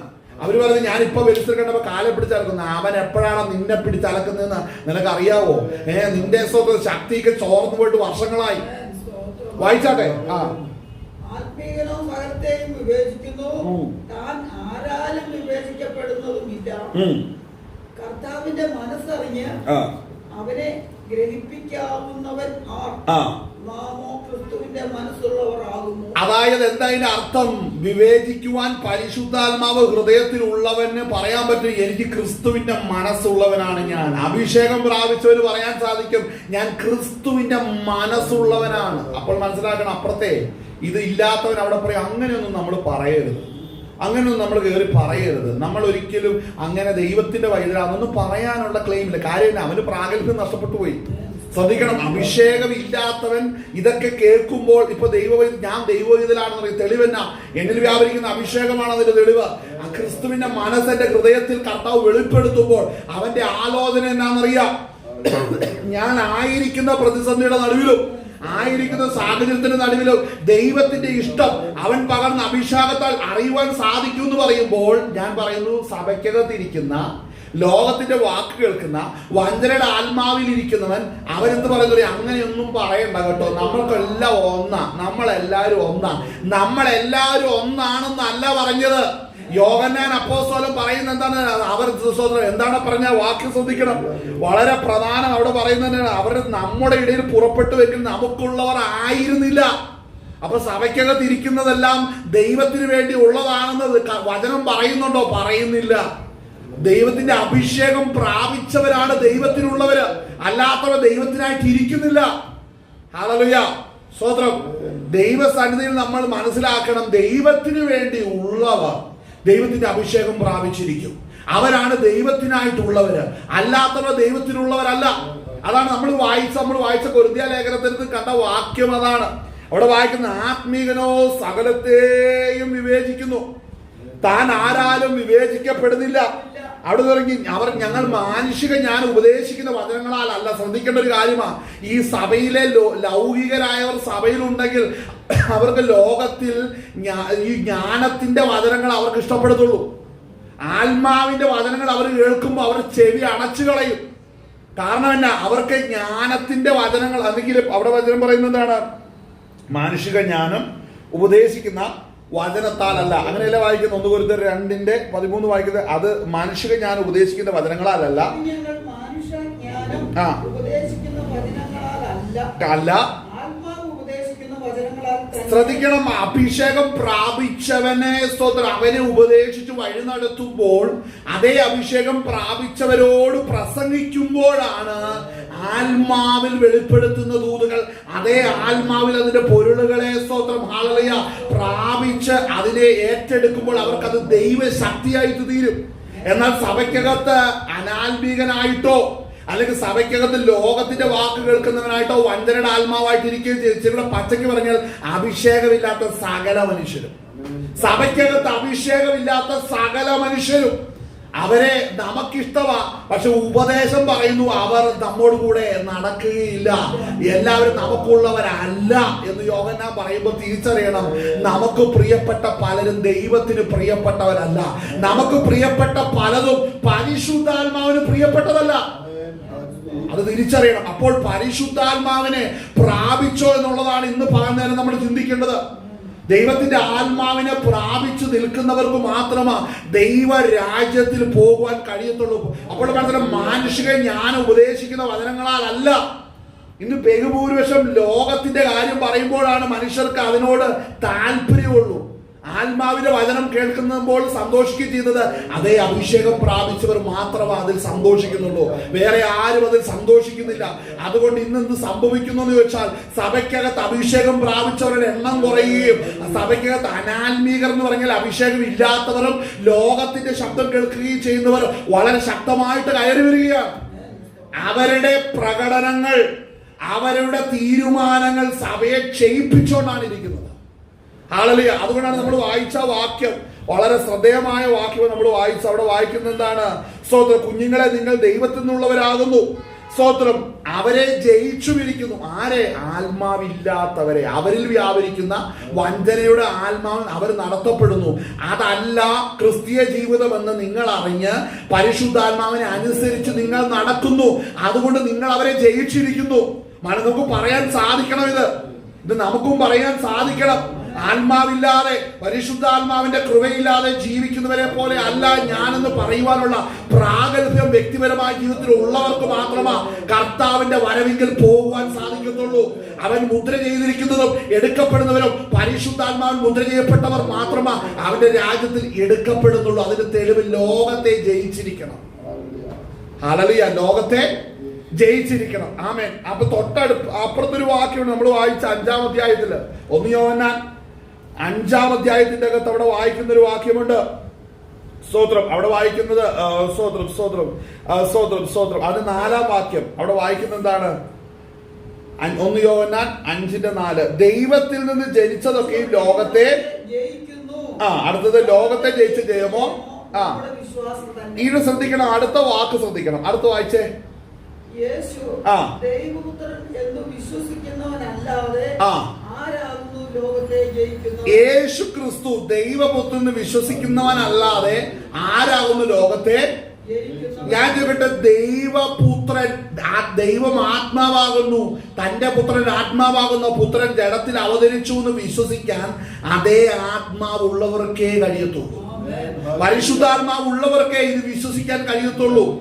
ശ്രദ്ധിക്കണം. എന്നാൽ മാനുഷിക ജ്ഞാനത്തിൽ ദൈവപുത്രനെ വെളിപ്പെടുത്തി കൊടുക്കാനും ദൈവപുത്രനെ പ്രസംഗിക്കാനും സാധിക്കും, അല്ലേ? എന്നാൽ പരിശുദ്ധാത്മാവ് ഉപദേശിച്ചു കൊടുക്കുന്ന വചനത്താൽ ഈ ദൈവപുത്രനെ ലോകത്തിൽ അവതരിപ്പിച്ചു, അവനിൽ ഞാൻ വിശ്വസിച്ചു എന്ന് പറയുവാൻ കഴിയണമെന്നുണ്ടെങ്കിൽ പരിശുദ്ധാത്മാവ് ഉള്ളവർക്കേ അത് സാധിക്കത്തുള്ളൂ. അഭിഷേകം പ്രാപിച്ചവർക്കേ അത് സാധിക്കത്തുള്ളൂ. കരങ്ങൾ ദൈവത്തെ ബോധപ്പെടുത്തിയാട്ടെ. ഹല്ലേലൂയ. അപ്പോൾ ദൈവസന്നിധിയില അഭിഷേകം പ്രാപിച്ചവർക്ക് മാത്രമാണ് അത് സാധിക്കത്തുള്ളൂ. അടുത്ത വാക്യം നമ്മൾ വായിക്കുമ്പോൾ, യേശു ദൈവപുത്രൻ എന്ന് വിശ്വസിക്കുന്നവൻ അല്ലാതെ ആരാകുന്നു ലോകത്തെ? അപ്പോൾ ലോകത്തെ ജയിക്കണം എന്ന് പറഞ്ഞാൽ യേശു ക്രിസ്തുവിലേക്ക് നാം നമ്മുടെ കണ്ണുകളെ ഉയർത്തുക എന്ന് പറഞ്ഞാൽ പരിശുദ്ധാത്മാവിനാൽ, പരിശുദ്ധാത്മാവ് ഉദ്ദേശിച്ച് തരുന്ന വചനത്താൽ നാം ക്രിസ്തുവിലേക്ക് നമ്മുടെ കണ്ണുകളെ ഉയർത്തണം. മാനുഷിക വചനത്താൽ അല്ല, മാനുഷിക ജ്ഞാനത്താലല്ല. അവിടെ നമ്മൾ വായിച്ച പരിശുദ്ധാത്മാവ് അവിടെ വായിക്കുന്ന എന്താണ്?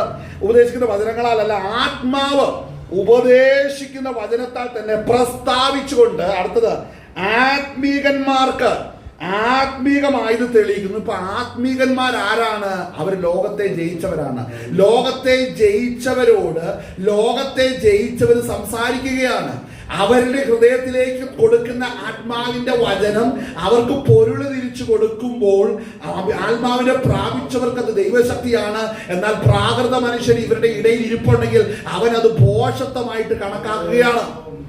ശ്രദ്ധിക്കേണ്ട കാര്യമാണ്. അടുത്ത വാക്യം എന്നാണ് വായിക്കുന്നത്, എന്നാൽ പ്രാകൃത മനുഷ്യൻ ദൈവാത്മാവിന്റെ ഉപദേശം കൈക്കൊള്ളുന്നില്ല, അത് അവന് ഭോഷത്വം ആകുന്നു. ശ്രദ്ധിക്കണം, അത് ഭോഷത്വമാകുന്നു പറയാൻ കാര്യം അവന് ആത്മീകമായി വിവേചിക്കാൻ അവനിൽ പരിശുദ്ധാത്മാവ് ഇല്ലാത്തത് കൊണ്ട് പറയപ്പെടുന്ന കാര്യങ്ങളെല്ലാം അക്ഷരികമായിട്ടോ നിന്ദയായിട്ടോ അപമാനമായിട്ടോ ദൂഷിയായിട്ടോ വഴിയായിട്ടോ അല്ലെങ്കിൽ മറ്റ് കടങ്കകളായിട്ടൊക്കെ അത് ഉൾക്കൊള്ളാനേ പരിശുദ്ധാത്മാവ് ഇല്ലാത്തവന് കഴിയത്തുള്ളൂ. എന്നാൽ അഭിഷേകം പ്രാപിച്ചവൻ ആത്മാവിൽ ശുശ്രൂഷിക്കുമ്പോൾ ആത്മാവിനെ ഉപദേശിക്കുന്ന വചനം കേൾക്കുന്നവൻ അതേ ആത്മാവിനാൽ തന്നെ അതിന്റെ പൊരുൾ തിരിച്ചു കൊടുക്കാൻ ഇടയായി തീരും. അങ്ങനെ ആത്മീകർ ഒരുമിച്ചിരിക്കുന്നതിനെയാണ് ദൈവസഭ, കൂട്ടായ്മ, വിശുദ്ധന്മാരുടെ ആരാധന എന്ന് പറയുന്നത്. അതാണ് കാര്യം. അവിടെ സംഭവിക്കുന്നത് ആത്മീകന്റെ ഒരുക്കം, ആത്മീകന്റെ പൂർണ്ണത, ആത്മീകന്റെ ഉള്ളത്തിൽ പകർന്നിരിക്കുന്ന ആത്മാവിനാൽ തന്നെ അവന്റെ പുറമേയുള്ള മനുഷ്യൻ നാൾക്ക് നാൾ ക്ഷയിച്ചു പോകുമ്പോഴും അകമേയുള്ള മനുഷ്യൻ പുതുക്കം പ്രാപിക്കുകയാണ്. അപ്പോൾ ആത്മാവിന്റെ ശുശ്രൂഷ എവിടെയൊക്കെ വേണ്ടെന്ന് ആരൊക്കെ പറയുന്നുണ്ടോ തിരിച്ചറിഞ്ഞോണം. അവിടെയെല്ലാം ലൗകികരുടെ എണ്ണം കൂടിക്കഴിഞ്ഞു, ആത്മീയരുടെ എണ്ണം കുറഞ്ഞു കഴിഞ്ഞു. ലൗകികരുടെ എണ്ണം കൂടുമ്പോൾ അവർ പറയും നമുക്ക് മാനസിക ജ്ഞാനമുള്ള വചനം പറയും. സയൻസിനെ കുറിച്ചും ടെക്നോളജിയെ കുറിച്ചും മറ്റു വിഷയങ്ങളെ കുറിച്ചും മാത്രം പ്രസംഗിച്ചു പോകുമ്പോൾ മനസ്സിലാക്കണം മാനസിക ജ്ഞാനത്തിലാ പോകുന്നത്. അപ്പോൾ അങ്ങനെ ശുശ്രൂഷിക്കുന്നവർ ഒരിക്കലും മനുഷ്യന്റെ മാനസാന്തരത്തിലേക്ക് തിരിയുന്നില്ല. മാനസാന്തരം ആഗ്രഹിക്കുന്നത് ആത്മീകരെ ആഗ്രഹിക്കുന്നുള്ളൂ. ആത്മീകരെ മുദ്ര ചെയ്തിരിക്കുന്നത് പരിശുദ്ധാത്മാവാണ്. അപ്പോൾ അതേ ആത്മാവിനാൽ വളരെ മാനസാന്തരത്തിന്റെ വചനവും ശുദ്ധീകരണത്തിന്റെ വചനവും പറയുമ്പോൾ ആത്മീകർ മാത്രമാണ് അതിനെ അംഗീകരിക്കുന്നുള്ളൂ. ആമേൻ, ഹല്ലേലൂയ. നമുക്ക് മടങ്ങി വരാം, നമ്മൾ ഒത്തിരി പറഞ്ഞു പോയി. ആമേൻ. നമുക്ക് യോഹന്നാന്റെ ലേഖനം നമ്മൾ കടന്നു വന്നു. അതിന്റെ 2-ാം അധ്യായം നമ്മൾ വായിച്ചത്. അതിന്റെ 2-ന്റെ-20 വാക്യം, നിങ്ങളോ പരിശുദ്ധനാൽ അഭിഷേകം പ്രാപിച്ച സകലവും അറിയുന്നു. 2-ന്റെ-20, 1 യോഹന്നാൻ 2-ന്റെ-20. സ്തോത്രം. സകലവും അറിയുന്നു. നിങ്ങൾ സത്യം അറിയായ്ക കൊണ്ടല്ല, നിങ്ങൾ അത് അറിയുകയാലും ദോഷത്തൊന്നും സത്യത്തിൽ നിന്ന് വരായികയാലും അത്രേ ഞാൻ നിങ്ങൾക്ക് എഴുതിയിരിക്കുന്നു. അവിടെ പോഷ്കൊന്നും സത്യത്തിൽ നിന്ന് വരായികൽ എന്ന് പറഞ്ഞാൽ അർത്ഥം എന്താണ്? പോഷ് എന്തായിരിക്കും? അങ്ങനെയാണെങ്കിൽ ലോകവും ലോകത്തിലുള്ളതിനെയും സ്നേഹിക്കുന്നവർ പോഷ്കിന് കീഴിലാണ്. അപ്പോൾ ലോകവും ലോകത്തിലുള്ള കാര്യങ്ങൾ പറഞ്ഞ് ലോകത്തിലുള്ളത് തരാം, ലോകത്തിലുള്ള പദവി തരാം, ലോകത്തിൽ നശിച്ചു പോകുന്നത് തരാമെന്ന് പറയുമ്പോൾ ഇത് കേൾക്കുന്ന ആത്മീകൻ പറയും ഇവനിൽ ദൈവത്തിന്റെ ആത്മാവല്ല ഭോഷ്കിന്റെ ആത്മാവാണ്. കാരണം അവൻ സംസാരിച്ചെത്തിക്കുന്നത് എപ്പോഴും ലോകത്തിലെ വിഷയത്തിലേക്കാണ്.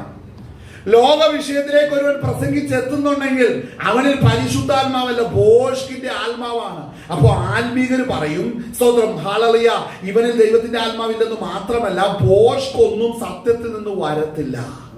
അതല്ലേ വായിച്ച വാക്യം ഒന്നുകൂടെ വായിച്ചേ. നിങ്ങൾ സത്യം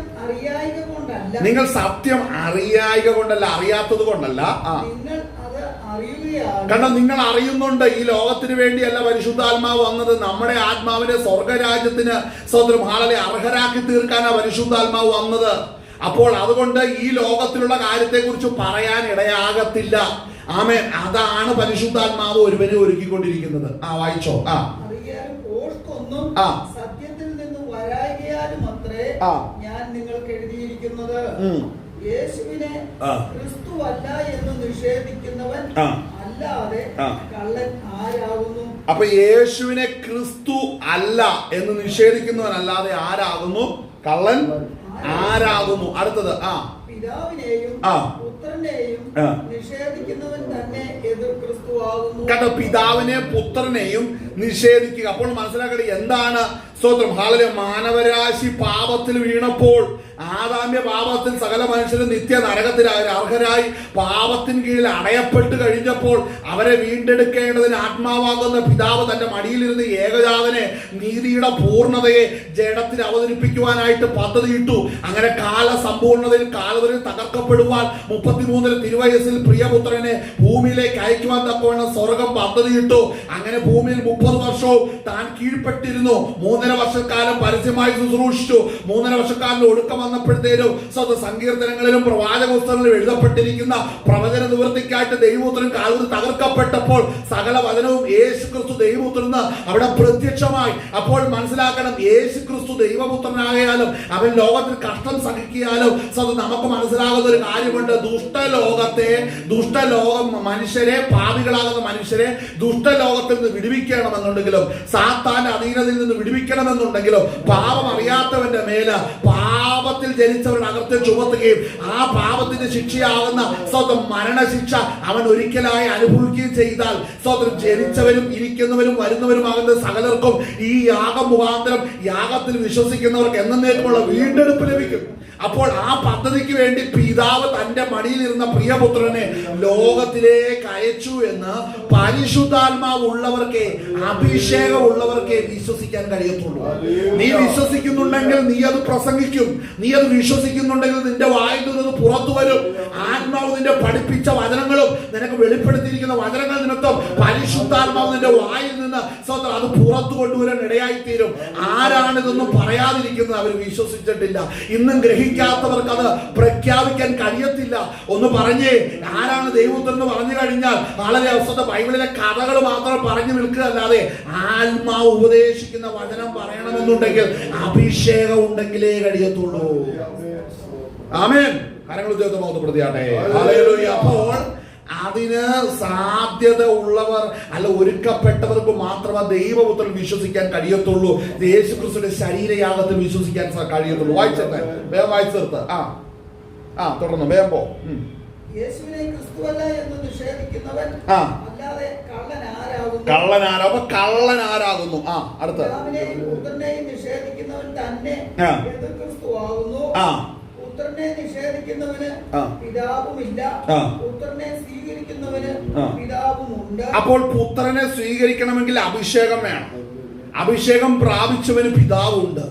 കാര്യം, നമ്മുടെ വായിൽ നിന്ന് പുറപ്പെട്ടു വരുന്ന പുത്രനെ കുറിച്ചുള്ള വെളിപ്പാടുകൾ നമ്മളെ മുദ്ര വെക്കുന്നത് നാം ദൈവത്തിന്റെ പൈതലാണ് എന്നുള്ളതാണ്. കാര്യം, നാം യേശു ക്രിസ്തു ദൈവമെന്ന് അംഗീകരിച്ച് വിശ്വസിച്ചിരിക്കുന്നവരാണ്. സ്തോത്രം. ആളുടെ അഭിഷേകം പ്രാപിച്ചിരിക്കുന്നത് എന്ന് അവിടെ തെളിയുക. അപ്പോൾ ആ വാക്യം വായിക്കുമ്പോൾ ഒന്നുകൂടെ വായിച്ച വാക്യം, പുത്രനെ നിഷേധിക്കുന്നവന് പിതാവുമില്ല, പുത്രനെ സ്വീകരിക്കുന്നവന് പിതാവും ഇവിടെ നിങ്ങൾ ആദ്യം മുതൽ കേട്ട് നിങ്ങളിൽ വസിക്കട്ടെ. അപ്പൊ ശ്രദ്ധിക്കണം കേട്ടോ, പ്രാപിച്ചവരോടാ വീണ്ടും സംസാരിക്കുന്നത്. സ്വതന്ത്രം ഫസ്റ്റ് ഡേ ക്ലാസ്സിൽ വന്നിരിക്കുന്ന ഒരു ബിഗിനർ സ്റ്റേജിൽ നിൽക്കുന്ന ഒരുവരോട് സംസാരിക്കുന്ന പോലെയല്ല ദൈവത്തിന്റെ വചനം പറയുന്നത്. പ്രാപിച്ചവരും പ്രാപിച്ചും അതിനെ വെളിപ്പെടുത്തിയും അതിന്റെ പൊരുളുകളെ തിരിച്ചും അനുഭവപ്പെട്ടവരോടാണ് ദൈവത്തിന്റെ വചനം സംസാരിക്കുന്നത്. ഔട്ട്സൈഡറോടല്ല, ഈ കൃപയിൽ ഇരിക്കുന്നവരോടാണ് സംസാരിക്കുന്നത്. വായിച്ചേ, വേഗം വായിച്ചു തീർക്കാം. വസിക്കട്ടെ. എങ്കിൽ വസിക്കും. ഇതാവുന്നു അവൻ നമുക്ക് തന്ന വാഗ്ദത്തം, നിത്യജീവൻ തന്നെ.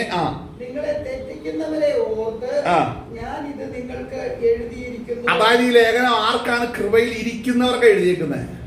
മനസ്സിലാവും? കൃപയിൽ വരാനുള്ളതല്ല, കൃപയിൽ ഇരിക്കുന്നവർക്ക് എഴുതിയേക്കുന്നത്. നിങ്ങളുടെ കൃപയിൽ ഇരിക്കുമ്പോൾ തെറ്റിപ്പോകാതിരിക്കും. നിങ്ങളെ തെറ്റിക്കാൻ വരുന്നവരെ തിരിച്ചറിയണമെന്നാണ് പറയുന്നത്. അപ്പോൾ ആരാ? തെറ്റിപ്പോകാത്തവർക്കാണ് എഴുതിയേക്കുന്നത്. ആമേൻ. വായിച്ചേ. ഇതാണ് വിഷയം. വീണ്ടും, അവനാൽ പ്രാപിച്ച അഭിഷേകം നിങ്ങളിൽ വസിക്കുന്നു. ആരും നിങ്ങളെ ഉപദേശിക്കുവാൻ ആവശ്യമില്ല. ശ്രദ്ധിക്കണം. കാരണം എന്താന്ന് ചോദിച്ചാൽ, ദൈവത്തിന്റെ ആത്മാവ് നമ്മളിൽ വസിക്കുമ്പോൾ പരിശുദ്ധാത്മാവ് നമ്മളെ ഉപദേശിച്ചു കൊണ്ടിരിക്കും. പരിശുദ്ധാത്മാവ് വഴി തുറന്നുകൊണ്ടേയിരിക്കും. നമ്മുടെ മനസ്സിനോട് ഇടപെട്ടുകൊണ്ടിരിക്കും. ഏതൊരു വിഷയത്തിലും ദൈവാത്മാവിന്റെ ഇടപെടൽ അവിടെ വെളിപ്പെടും. ഈ പദ്ധതിയിലാണ്. അതായത് യേശു ക്രിസ്തു പറഞ്ഞു, ഞാൻ എന്റെ ഇഷ്ടമല്ല, എന്റെ പിതാവിന്റെ ഇഷ്ടം ചെയ്യുവാനാണ് വന്നിരിക്കുന്നത്. മനസ്സിലാക്കണം. അപ്പോൾ പിതാവിന്റെ ഇഷ്ടമാണ് പുത്രൻ ചെയ്തുകൊണ്ടിരിക്കുന്നത്. ഇതുപോലെ തന്നെ ഇന്ന് അവന്റെ അതേ ട്രാക്കിൽ ഓടേണ്ടവരാണ് ഞാനും നിങ്ങളും. ആരാണ് അഭിഷേകം പ്രാപിച്ച് ഞാനും നിങ്ങളും? നമ്മളിൽ വ്യാപരിക്കുന്ന അഭിഷേകം നമ്മെ വഴി നടത്തുകയാണ്. വായിച്ചാട്ടെ, വായിച്ചാട്ടെ. ആരും നിങ്ങളെ ഉപദേശിക്കുവാൻ ആവശ്യമില്ല.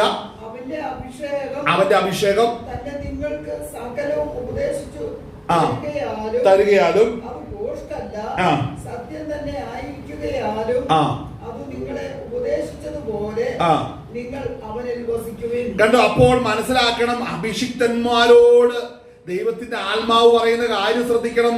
നിങ്ങൾ അശേഷം ദുഃഖിക്കരുതെന്ന് പറയുമ്പോൾ, ഭാരപ്പെടരുതെന്ന് പറയുമ്പോൾ ഒരിക്കലും സ്തോത്രം അഭിഷിക്തരെ ദൈവത്തിന്റെ ആത്മാവ് ലോകത്തിലെ കാര്യം പറഞ്ഞ് നിന്റെ മനസ്സിനെ ദുഃഖിപ്പിക്കുകയില്ല. ഇതാണ് ആ പ്രോമിസ്. വിശുദ്ധിയുടെ സ്വന്തം യഥാർത്ഥ ഡെഫിനിഷൻ എന്നാണെന്നറിയാമോ? ലോകത്തിലെ കാര്യം പരിശുദ്ധാത്മാവ് നിന്റെ ഹൃദയത്തിൽ നൽകിക്കൊണ്ട് നിന്നെ ദുഃഖിപ്പിക്കുകയില്ല. ലോക വിഷയത്തിലേക്ക് പരിശുദ്ധാത്മാവ് തിരിക്കുകയില്ല. അപ്പോൾ തന്നെ മറ്റൊരു കാറ്റഗറി ലോകകാര്യം മാത്രം, അത് വഞ്ചനയുടെ ആത്മാവാണ്. പക്ഷെ പരിശുദ്ധാത്മാവിന്റെ നിറവോട് കൂടി ഇരിക്കുകയും ക്രിസ്തുവിനെ വെളിപ്പെടുകയും ചെയ്യുമ്പോൾ നമുക്ക് അടിവരയിട്ട് ഒരു കാര്യം ഉറപ്പിക്കാം, ഇപ്പോൾ ക്രിസ്തുവേശുള്ളവർക്ക് ഒരു ശിക്ഷാവധിയുമില്ല. അതുപോലെ തെരഞ്ഞെടുക്കപ്പെട്ട സർവ്വർക്ക് നന്മയ്ക്കായി കൂടി വ്യാപരിക്കുന്നുണ്ട്. ഈ ഭൂമി അഭിഷേകം പ്രാപിച്ചവര് വേണ്ട ഭൗതിക കാര്യങ്ങളെല്ലാം കർത്താവ് ഒരുക്കിയിട്ടുണ്ട്. അതിനെ ഓർത്ത് മകനെ നീ കലങ്ങണ്ട എന്നുള്ള ഏറ്റവും വലിയ പ്രോമിസാണ്, വാഗ്ദത്തമാണ് പരിശുദ്ധാത്മാവ് നമുക്ക് നൽകുന്നത്. ലോകത്തെ കുറിച്ച് വിചാരപ്പെടണ്ട എന്നുള്ള പ്രോമിസ്. ഇതാണ് ഏതൊരു അഭിഷിക്തനിലും വിശുദ്ധനിലും സ്വന്തം നിലനിൽക്കേണ്ടത്. ഈ വചനങ്ങളാൽ സ്വർഗത്തിലെ നിങ്ങളെ ബലപ്പെടുത്തുമാറാകട്ടെ. നമുക്ക് കണ്ണുകൾ അടയ്ക്കാം, പ്രാർത്ഥിക്കാം. ദൈവസ്ഥ നമ്മുടെ കണ്ണുകളെ മൂടി നമ്മൾ പ്രാർത്ഥിക്കുമ്പോൾ നമ്മൾ ഇന്ന് കേട്ട വചനത്തെ നമുക്കൊന്നും കൂടെ നമുക്ക് ധ്യാനിക്കാം. കർത്താവിന്റെ പാദപീഠത്തിലേക്ക് നമുക്ക് അടുത്തു വരാം.